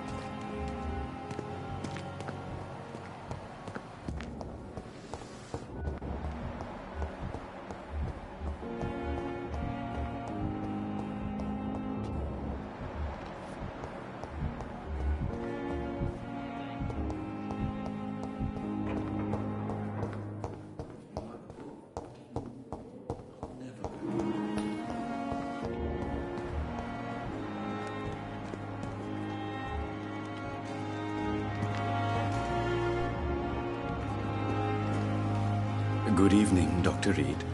Such a pleasure to see you again. Can you tell me anything about recent events in the hospital? Oh, goodness me. This whole story is such a shame, sir. I have no idea how it happened. What are you talking about? Poor Miss Jones. Her body is missing. Someone stole it. Miss Jones's body has gone missing? Yes. The body was brought here this morning, and now it's gone. Who could have stolen a corpse? That's exactly what I asked myself for the whole day. Who could do such a thing? These are terrible and shameful times, Dr. Reed.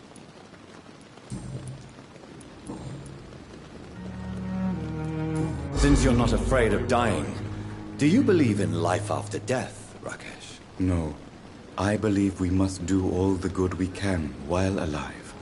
For our time is short, and the obstacles are endless. Do you think you would enjoy immortality as a concept? I don't think so. Don't mistake me. I love life, and I'd like to live a long life. But everything has to decay, sir. Even goodwill. Do you really believe goodwill cannot last? As I said, sir, everything decays. If I was to never die, goodness, I would be bored or worse. And I like to be helpful, sir. Quite depressing, wouldn't you say? Yes, but the good news is, we'll all die before losing our humanity, sir. So you're ready to die? No, I am not. I don't fear death, for I won't see it. What troubles me is the pain my death will inflict to those I know. You're a wise man, Mr. Chidana. No, Dr. Reed. I am a foolish man. But I like to think otherwise.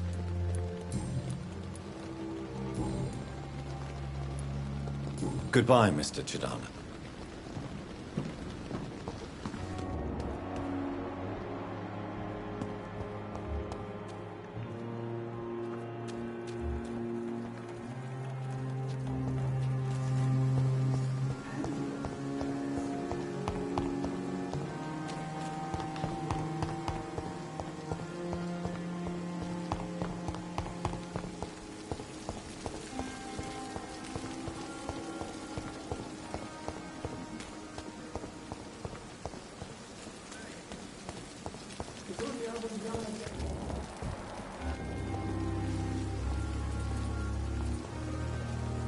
Good evening, Milton. Good evening, Doctor. Still trying to save lives? What can you tell me about the recent commotion in the hospital? Someone killed Miss Jones in her room, and Mr. Hampton's gone missing. Doesn't take a genius to piece it together. You don't seem shocked by any of this. Why should I be? Whoever did this must be long gone by now. And besides, he got rid of the old bag.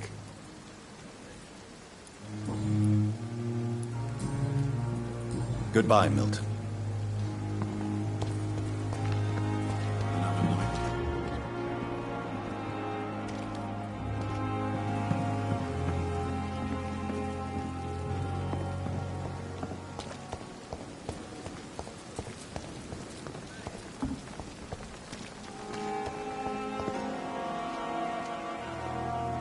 Oh, Jonathan, I cannot believe my eyes. Poor woman, butchered by some savage scowl.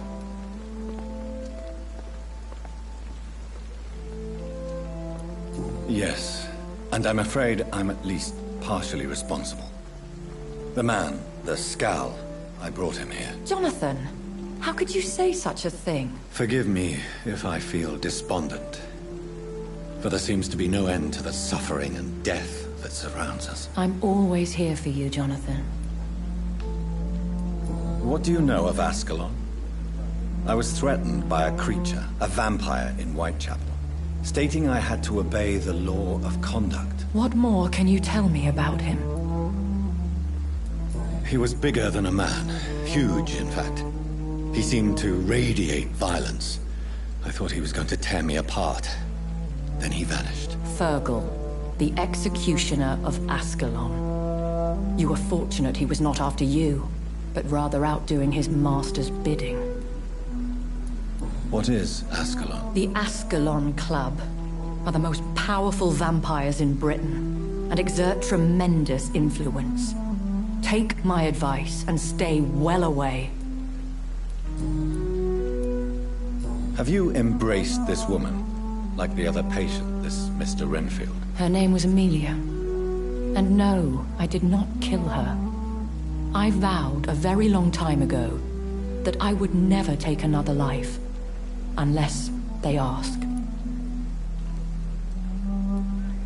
Temptation surrounds us. Rich, vital. How can you resist? Over the years, any pleasure I once gleaned from feeding is long gone. I drink for sustenance. And though I still thirst for more, I restrain myself. Is there sufficient vitality in the blood of the sick and dying patients? Yes, Jonathan. The hunger gnaws at me every waking hour. Frankly, I'm starving. I have experienced a certain difficulty when faced with holy symbols, or trying to enter religious buildings. Have you? Now that's quite a question. I don't know why, but yes, it has happened to me. Is this a sign? A hand of God in action? Are we repellent unto heaven? I don't have the answers, Jonathan. But I believe superstition and magic is just fact awaiting the lens of science. Aren't you frightened? Very little scares me, my dear. To be compelled to avoid symbols of faith does not concern me. Thank you, my lady. I hope to see you again soon.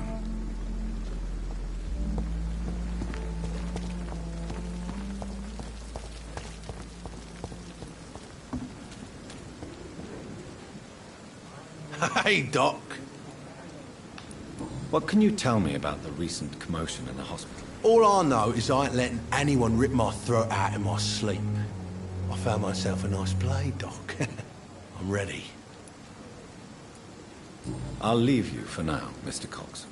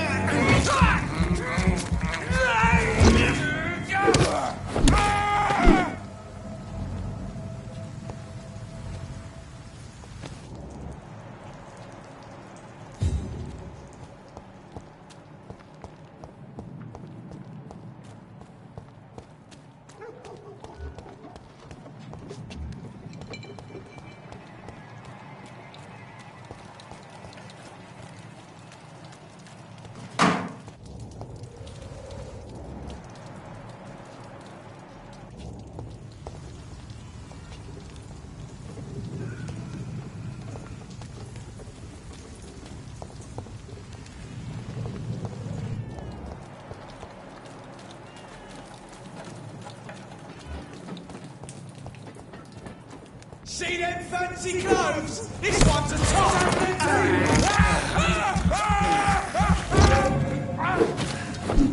Boo!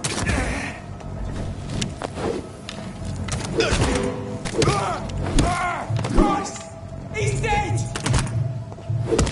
Look lively!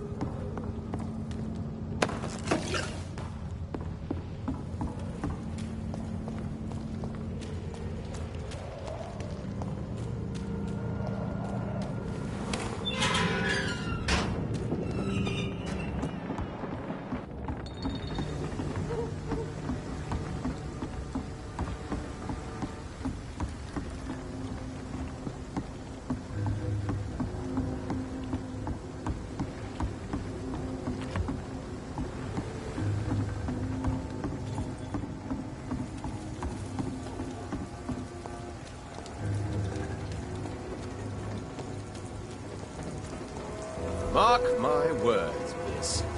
Not a drop of blood left in his body. This is the work of a vampire. I'm a tracker of these creatures. A vampire hunter. You best be off to your hunting then. For if the sewer dog is back, and hunting all these poor folk, he needs a catching. A sewer dog? What's it look like? It's an old story. A monster with daggers for teeth and icy claws. He comes of a sudden, nighttime, claiming innocence, then vanishes. Teeth, claws, murders by night? Your sewer dog is my business. He's the kind of prey I hunt, milady.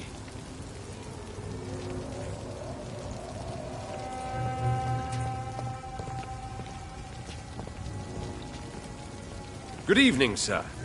Have you witnessed any suspicious activity or strange events recently? And what do you define as a strange event? More to the point, who are you? My name is Ichabod Throgmorton, vampire hunter extraordinaire and warden of the East End. A vampire hunter? Really? I know what you're thinking. I'm just another lunatic howling at the moon, but I'm not. The bloodsuckers exist, and they're close. Mr. Throgmorton, I'm Dr. Jonathan Reed. I'd like to hear more about these vampires you're hunting. A man of science? Well, I'll be glad to enlighten you. What can you tell me about this neighborhood? Did you hear about what happened to Jack Gillingham? Oh boy. It's a shame I wasn't around to protect him. It's impossible to protect everyone. The violence seems endemic in this part of town. But it's my duty. I am convinced Jack Gillingham was killed by a vampire. These evil rodents are spreading like a plague. So, how exactly are you protecting these people? I'm curious. I patrol late at night, investigating anything unusual. I try and encourage people to stay indoors, but people are careless. How do you identify a vampire? It's simple, really. They can't stand daylight. They're afraid of garlic and holy symbols. They also cannot enter a house without being invited. Have you ever killed one of these creatures? Yourself, I mean. Of course I have. What kind of question is that? It's a dirty business, believe me.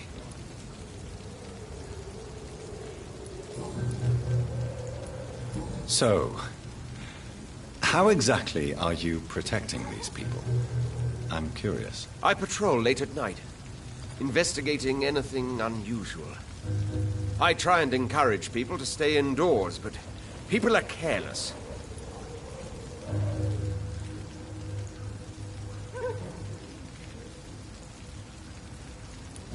Can I help in any way? Actually, yes. I plan to put up posters to alert the population to the vampire threat. Are you asking me to paste posters about vampires around the docks? If you wouldn't mind. If you did that, then I can focus on my patrols.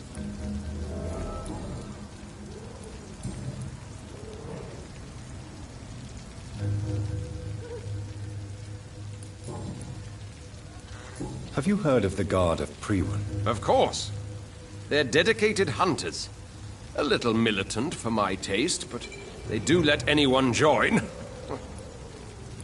Were you ever tempted to join the Guard yourself? I did think about it, but I'm more of a silent hunter. They're more of a sanitary militia. So you hunt alone? That sounds risky. Vampires are just like every other predator. They hunt when they're hungry and follow certain patterns. It's just a matter of observation and patience.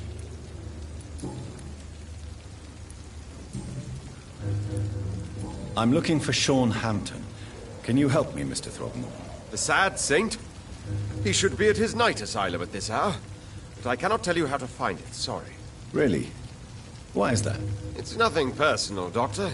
I'm sure your intentions are good, but people who sleep there, they have plenty of reasons to hide.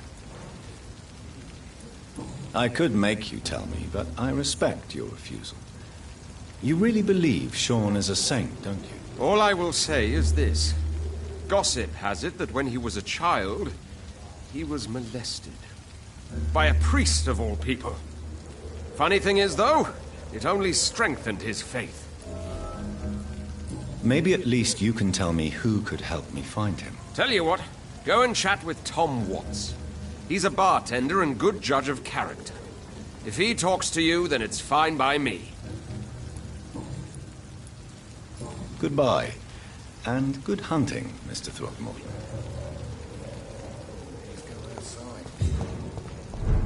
There's gotta be something can be done to get out of this bullshit mess.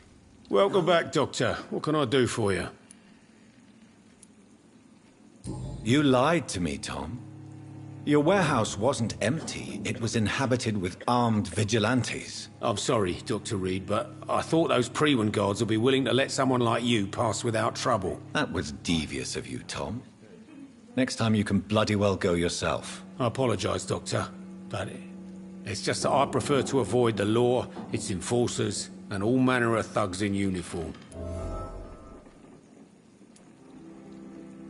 Here is your booze. I hope it will appease your customers. Just try not to kill anyone with this poison of yours. Believe me, Doctor, most of my customers are less agreeable when sober.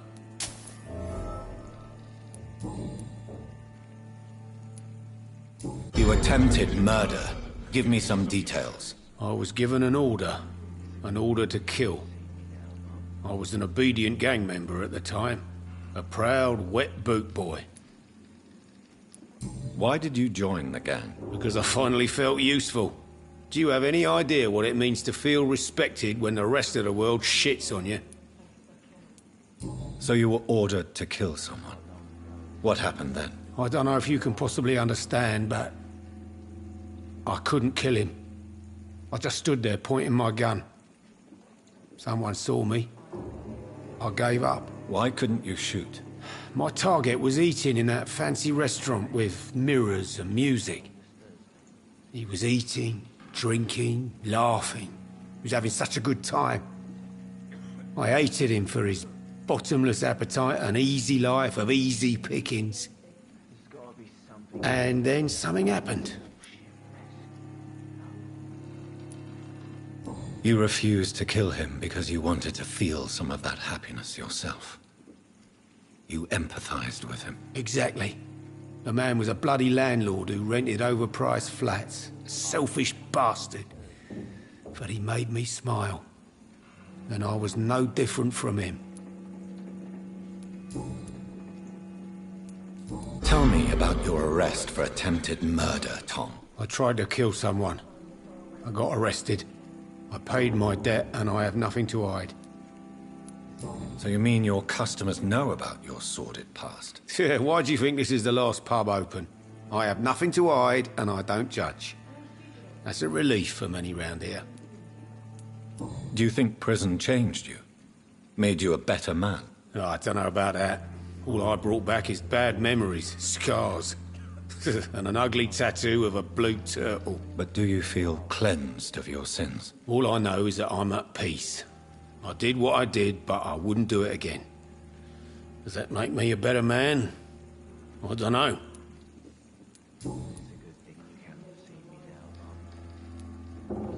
Why not leave town and start a new life after you got out of jail? I grew up in the East End. This is where my roots are.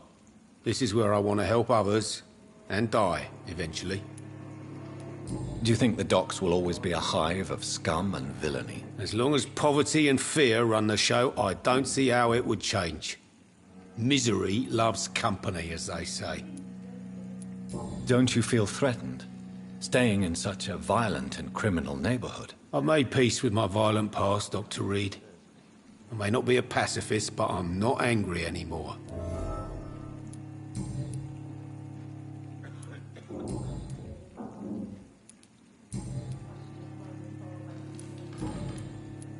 Tom, I need to find Sean Hampton as quickly as possible. I've been told you could help me. I heard the sad saint was recovering at Pembroke Hospital. Did he leave or something? I believe he returned to his flock. Can you confirm that? Oh, I bet you're right. Sean can't help but worry about the poor and sick. Oh, I guess it has something to do with what happened to him as a baby. Please, tell me. Well, I don't like to gossip, but I heard that the sad saint was abandoned as a baby in front of a Catholic orphanage in Dublin. That would explain his faith and need to help everyone. The important thing is I find him, quickly. Why not try his night asylum? He takes care of those who need a meal or a roof there. Where is it? It's in an old warehouse, northwest of here. Just follow the bank to the west and go north when you reach the end of the pier. Goodbye, Mr. Watts.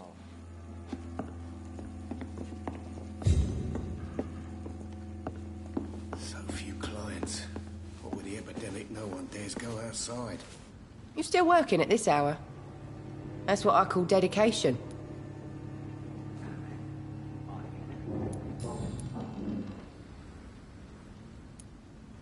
Tell me, Sabrina, do you really believe Tom has renounced his life of crime? He proves it to me every day he tells the truth. Tom Watts is a good man. One of the best. And you don't think he might fall back into his sordid ways? We can all do terrible things, Dr. Reed. And we never know what we're really capable of until it's too late.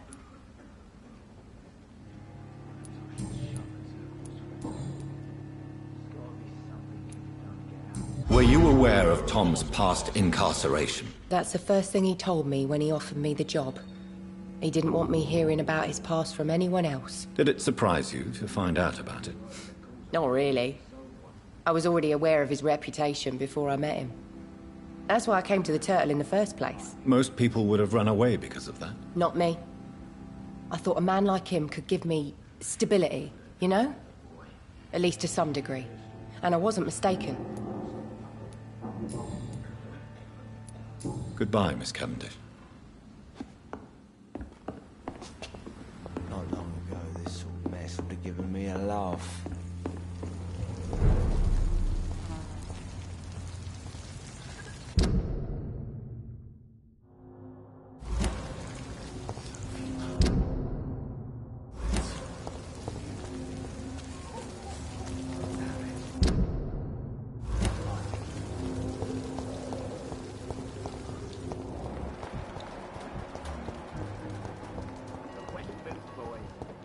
Lost boys will be...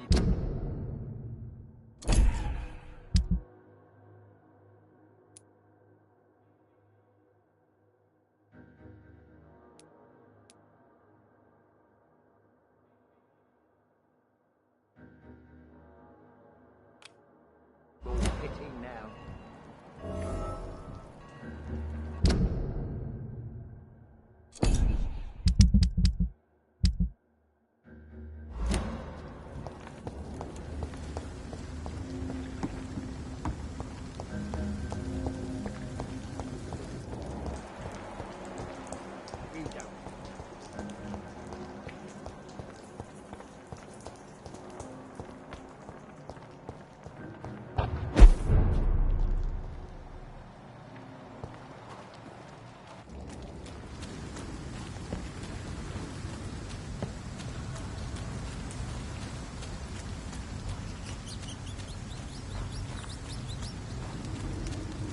It's locked.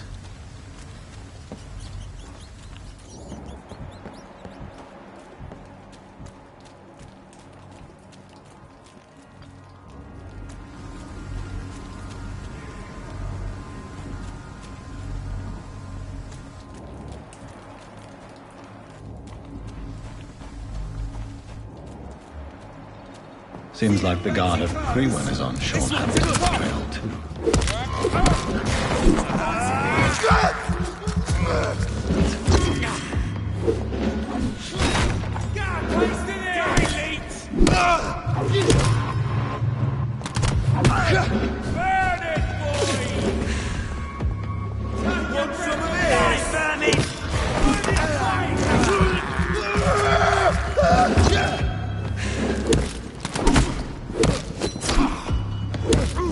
Crush the leech, you ordinary monster!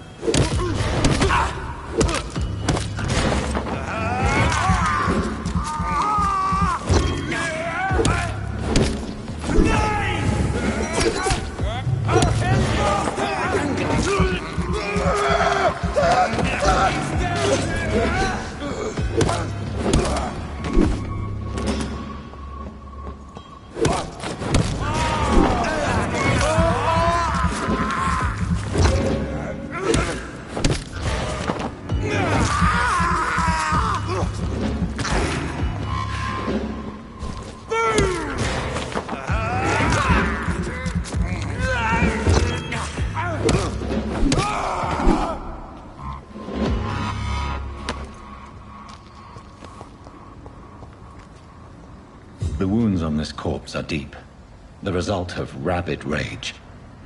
If this is Sean's doing, he's become a murderous beast.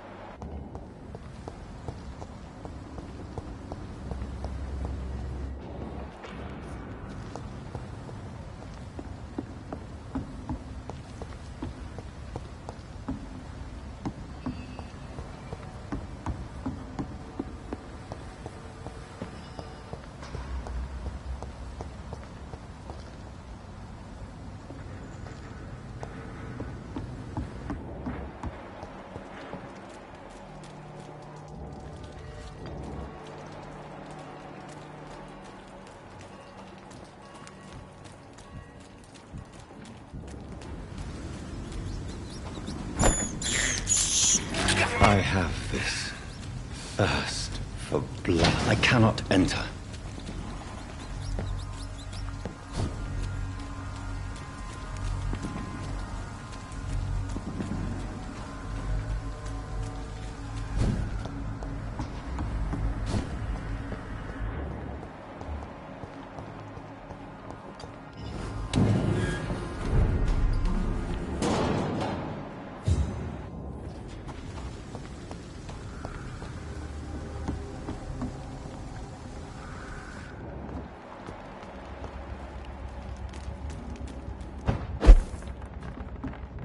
Steady, boys! Got one of them!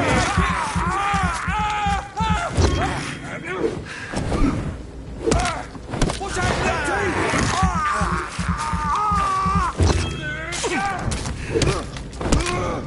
Fuck, it's fast!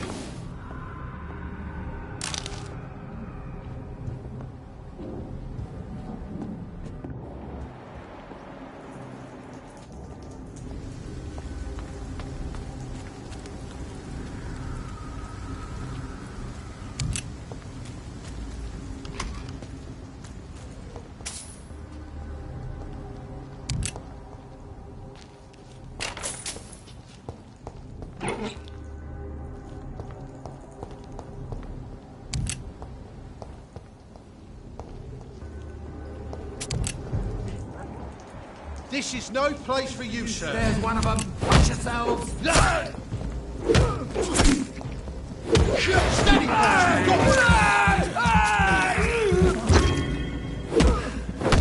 You're mine!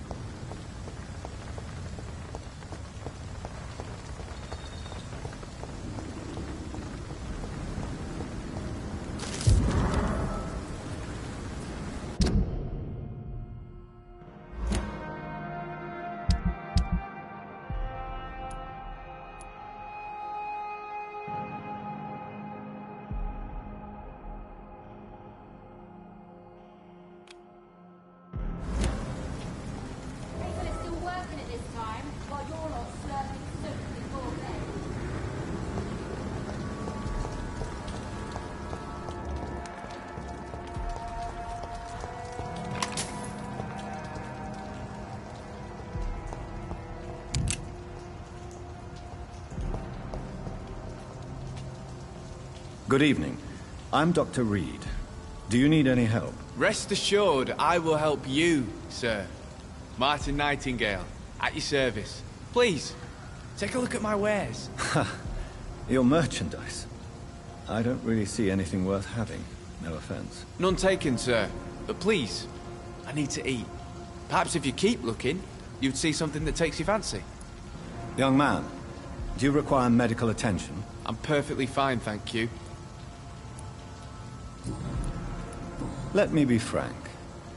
You're as much of a businessman as I am a werewolf, right? Who the hell are you to question me? It's hard enough to stay clean when you don't have a place to sleep. I'm doing my best here. I meant no offense, Mr. Nightingale. I was merely pointing out the fact that you're unlikely to survive long if you continue wandering this path. And what should I do then, sir? Should I join the Wet Boot Boys like so many others? No thanks. I'd rather be a bad seller than a dead gang member.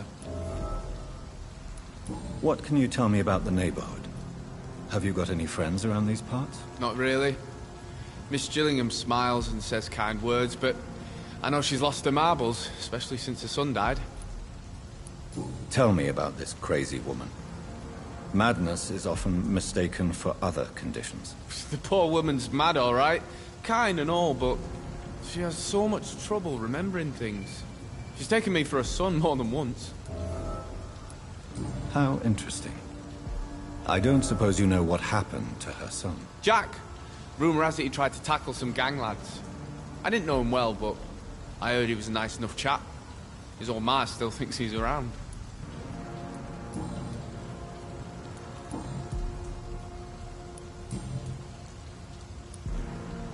Why not try seeking help instead of peddling your wares?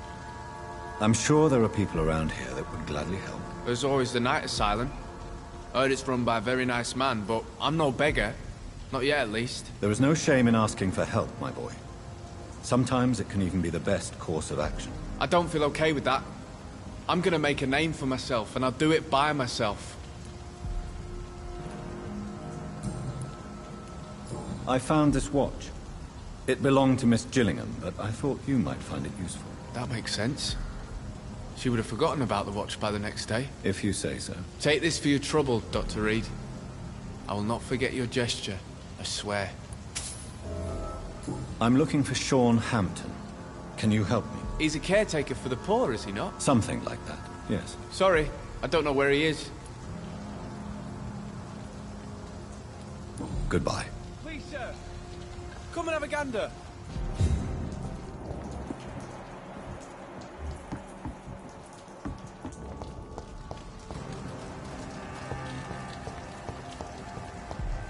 I know I've got something that'll strike your fancy. If not, I'll find you something.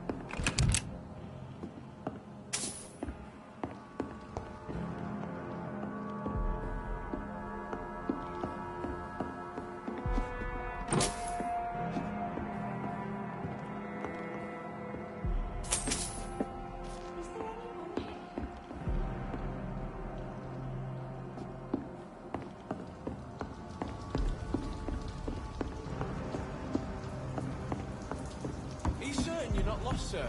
You seem quite the stranger to these parts.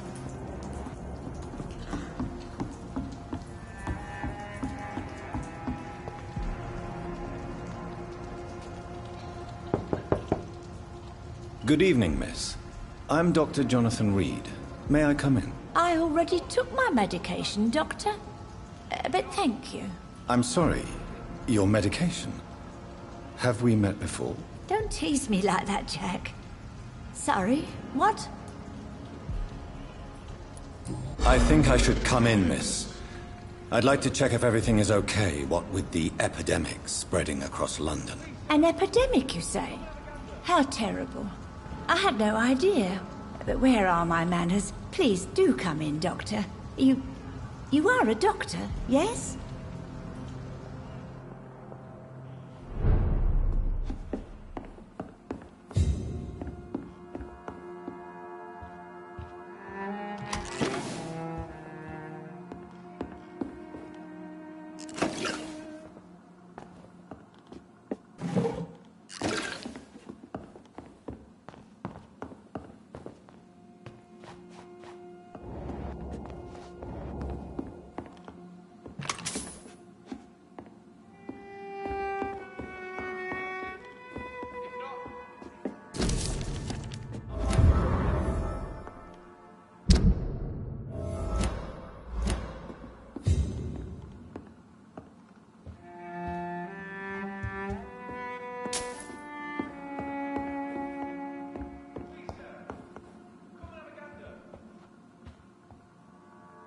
So, Dr. Tippett, what brings you back here? I heard whispers you had a job at that fancy hospital. I told you my name is Jonathan Reed. Don't you remember? Of course I do. I remember my name too. Gillingham. But you may call me Enid, Doctor. I'm very happy to see you again. What can you tell me about this part of town? Oh no, I don't gossip. That would be most unbecoming of a lady such as myself. Do you require medical attention, miss? I'm glad you asked, Dr. Tippett. I must confess I haven't felt that well of late. I'll try my best. Here, take this. And please, try to get some rest. Thank you, Doctor. Thank you very much. Is anyone taking care of you, Miss Gillingham? My son is always here to take care of me. He's a good boy like that, but I do worry that he needs to start living his own life. Well, I would never say that to him, of course. Who are the more influential figures on the docks? Well, I heard about some terrible illness going around. I would say in that case that it's you, Dr. Tippett.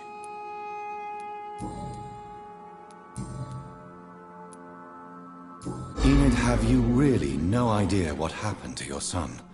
No idea at all? I've not seen Jack for so long. I lose track of time. Has something bad happened to him?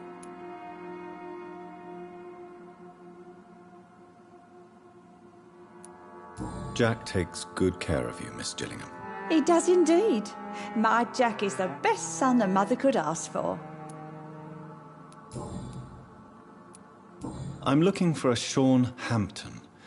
Do you know where I might find him? Sean Hampton, you say? Oh, the name does seem vaguely familiar, but alas, I cannot recall from where. Goodbye, Miss Gillingham.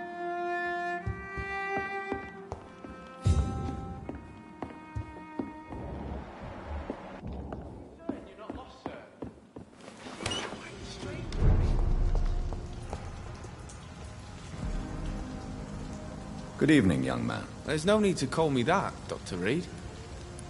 Show me what you have to offer then, Mr. Nightingale.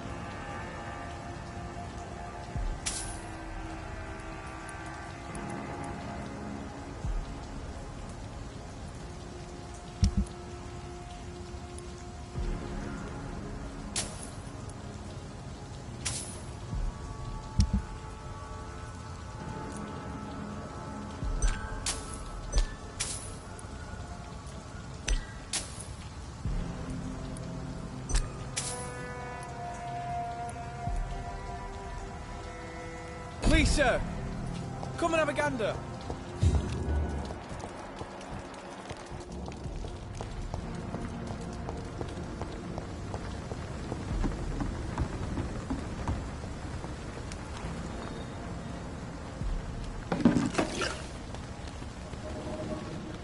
What have we here? Got tools, Governor? Or are you just out of your mind? It's locked.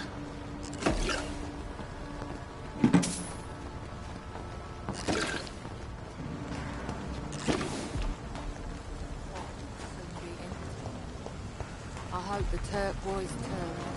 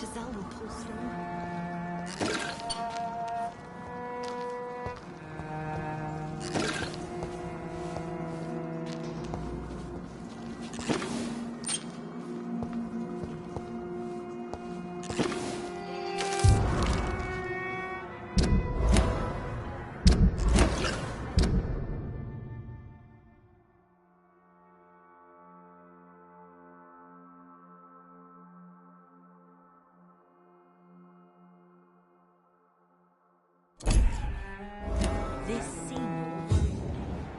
Perhaps Sean knows something about him.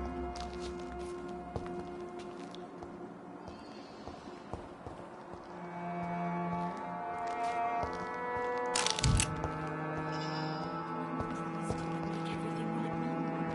It's not been that simple.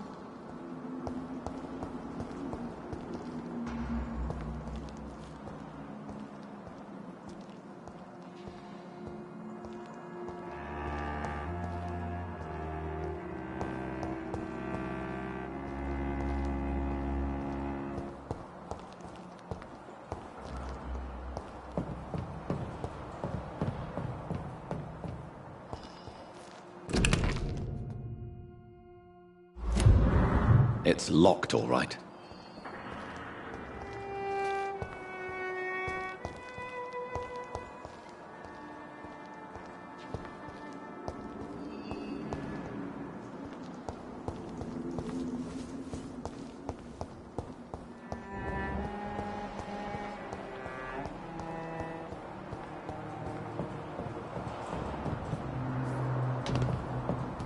It's locked, all right.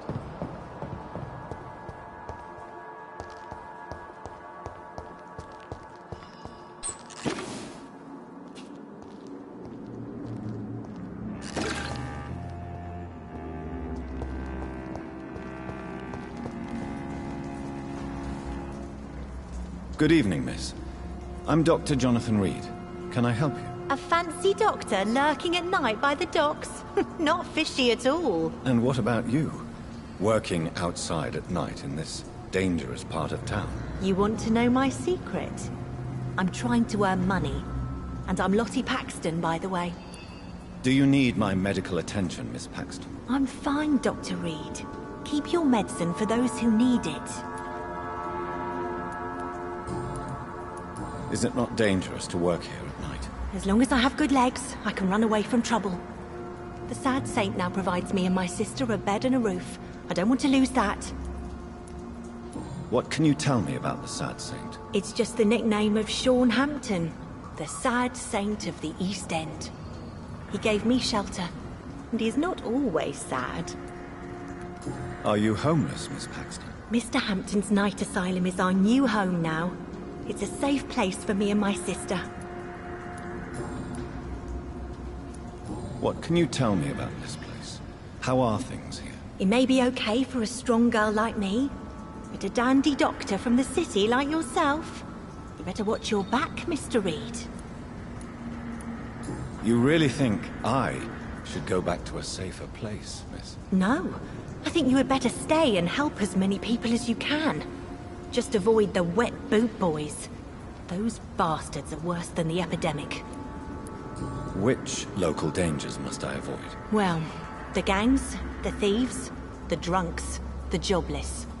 A man with your fancy clothes will attract a lot of attention. Well, I am not someone so easily intimidated. Glad to hear that.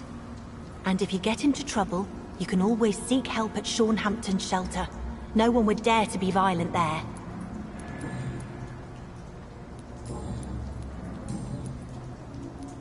Lottie, tell me about the death of your mother. Giselle killed her. Plain and simple. She killed her with her daily whims, her laziness, and her complaints. That's quite a statement. You can't kill someone because you're fickle. Mother was very ill, but I forgave Giselle. What I couldn't stand was how she cried at her funeral like she was the one left alone. Perhaps your sister is not as tough as you are. I know that, and I don't blame her. It just makes me sad that my own sister is the person I understand the least.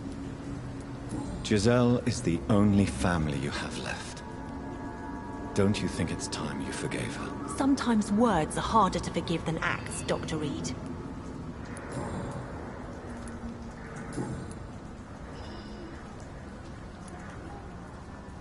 Goodbye, Miss Paxton.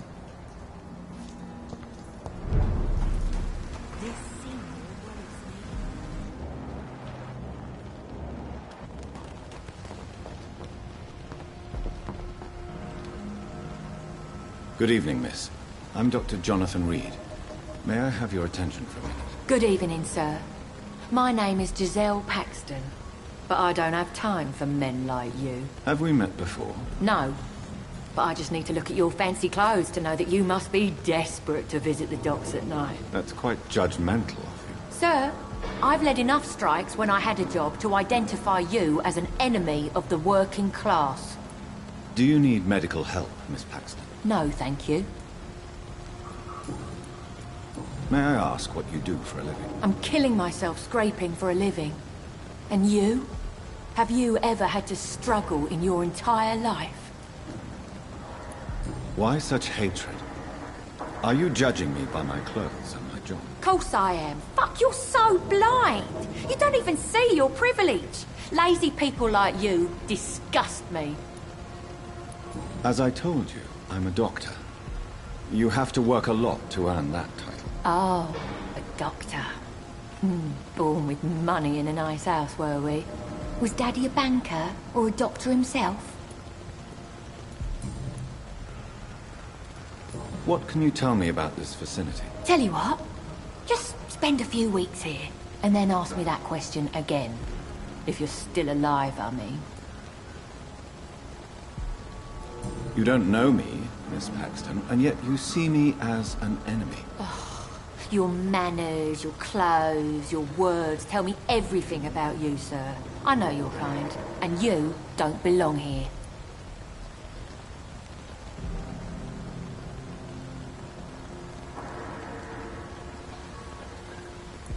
You're right. I have never suffered from poverty. But that doesn't mean I don't fight it and its consequences. I really doubt you ever had to fight for anything in your life, Dr. Reed. If you have something to say, say it. I'm getting tired of all this. Oh. You want information instead? Well, here's some for you. Giselle Paxton does not like you at all, Doctor. Giselle, I know you sleep at Hampton's shelter. What can you tell me about him? He provided a roof for me and my sister. I am grateful, of course. He gives me the creeps. Why is that? He's always sad. Like he's about to cry. He's always asking us to get closer to God. To give ourselves to the Lord. Creepy. Giselle, tell me about the death of your mother. After our father died, Mother worked so hard she made herself sick. We spent all the money we had on useless drugs and doctors. It was hell. Hell? What do you mean? The three of us were exhausted and desperate. And when I'm desperate, I tend to get angry. And I'm hard to live with. Lottie said I killed Mother.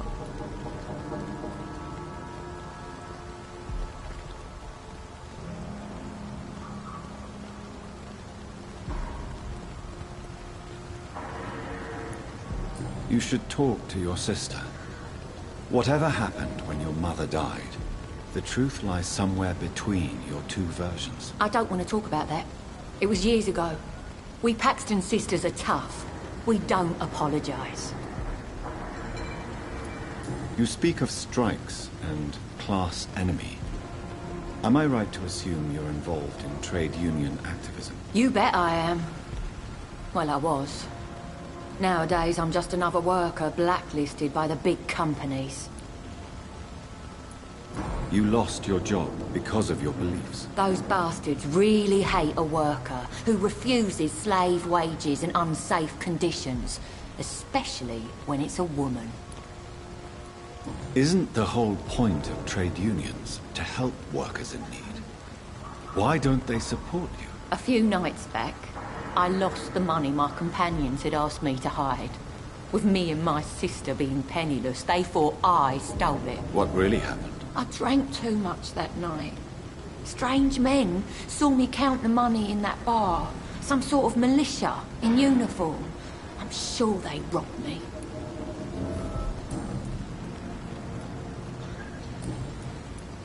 Well, I'll leave you for now. Goodbye, Miss Paxton.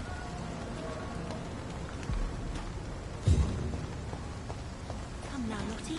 There is still much work to do.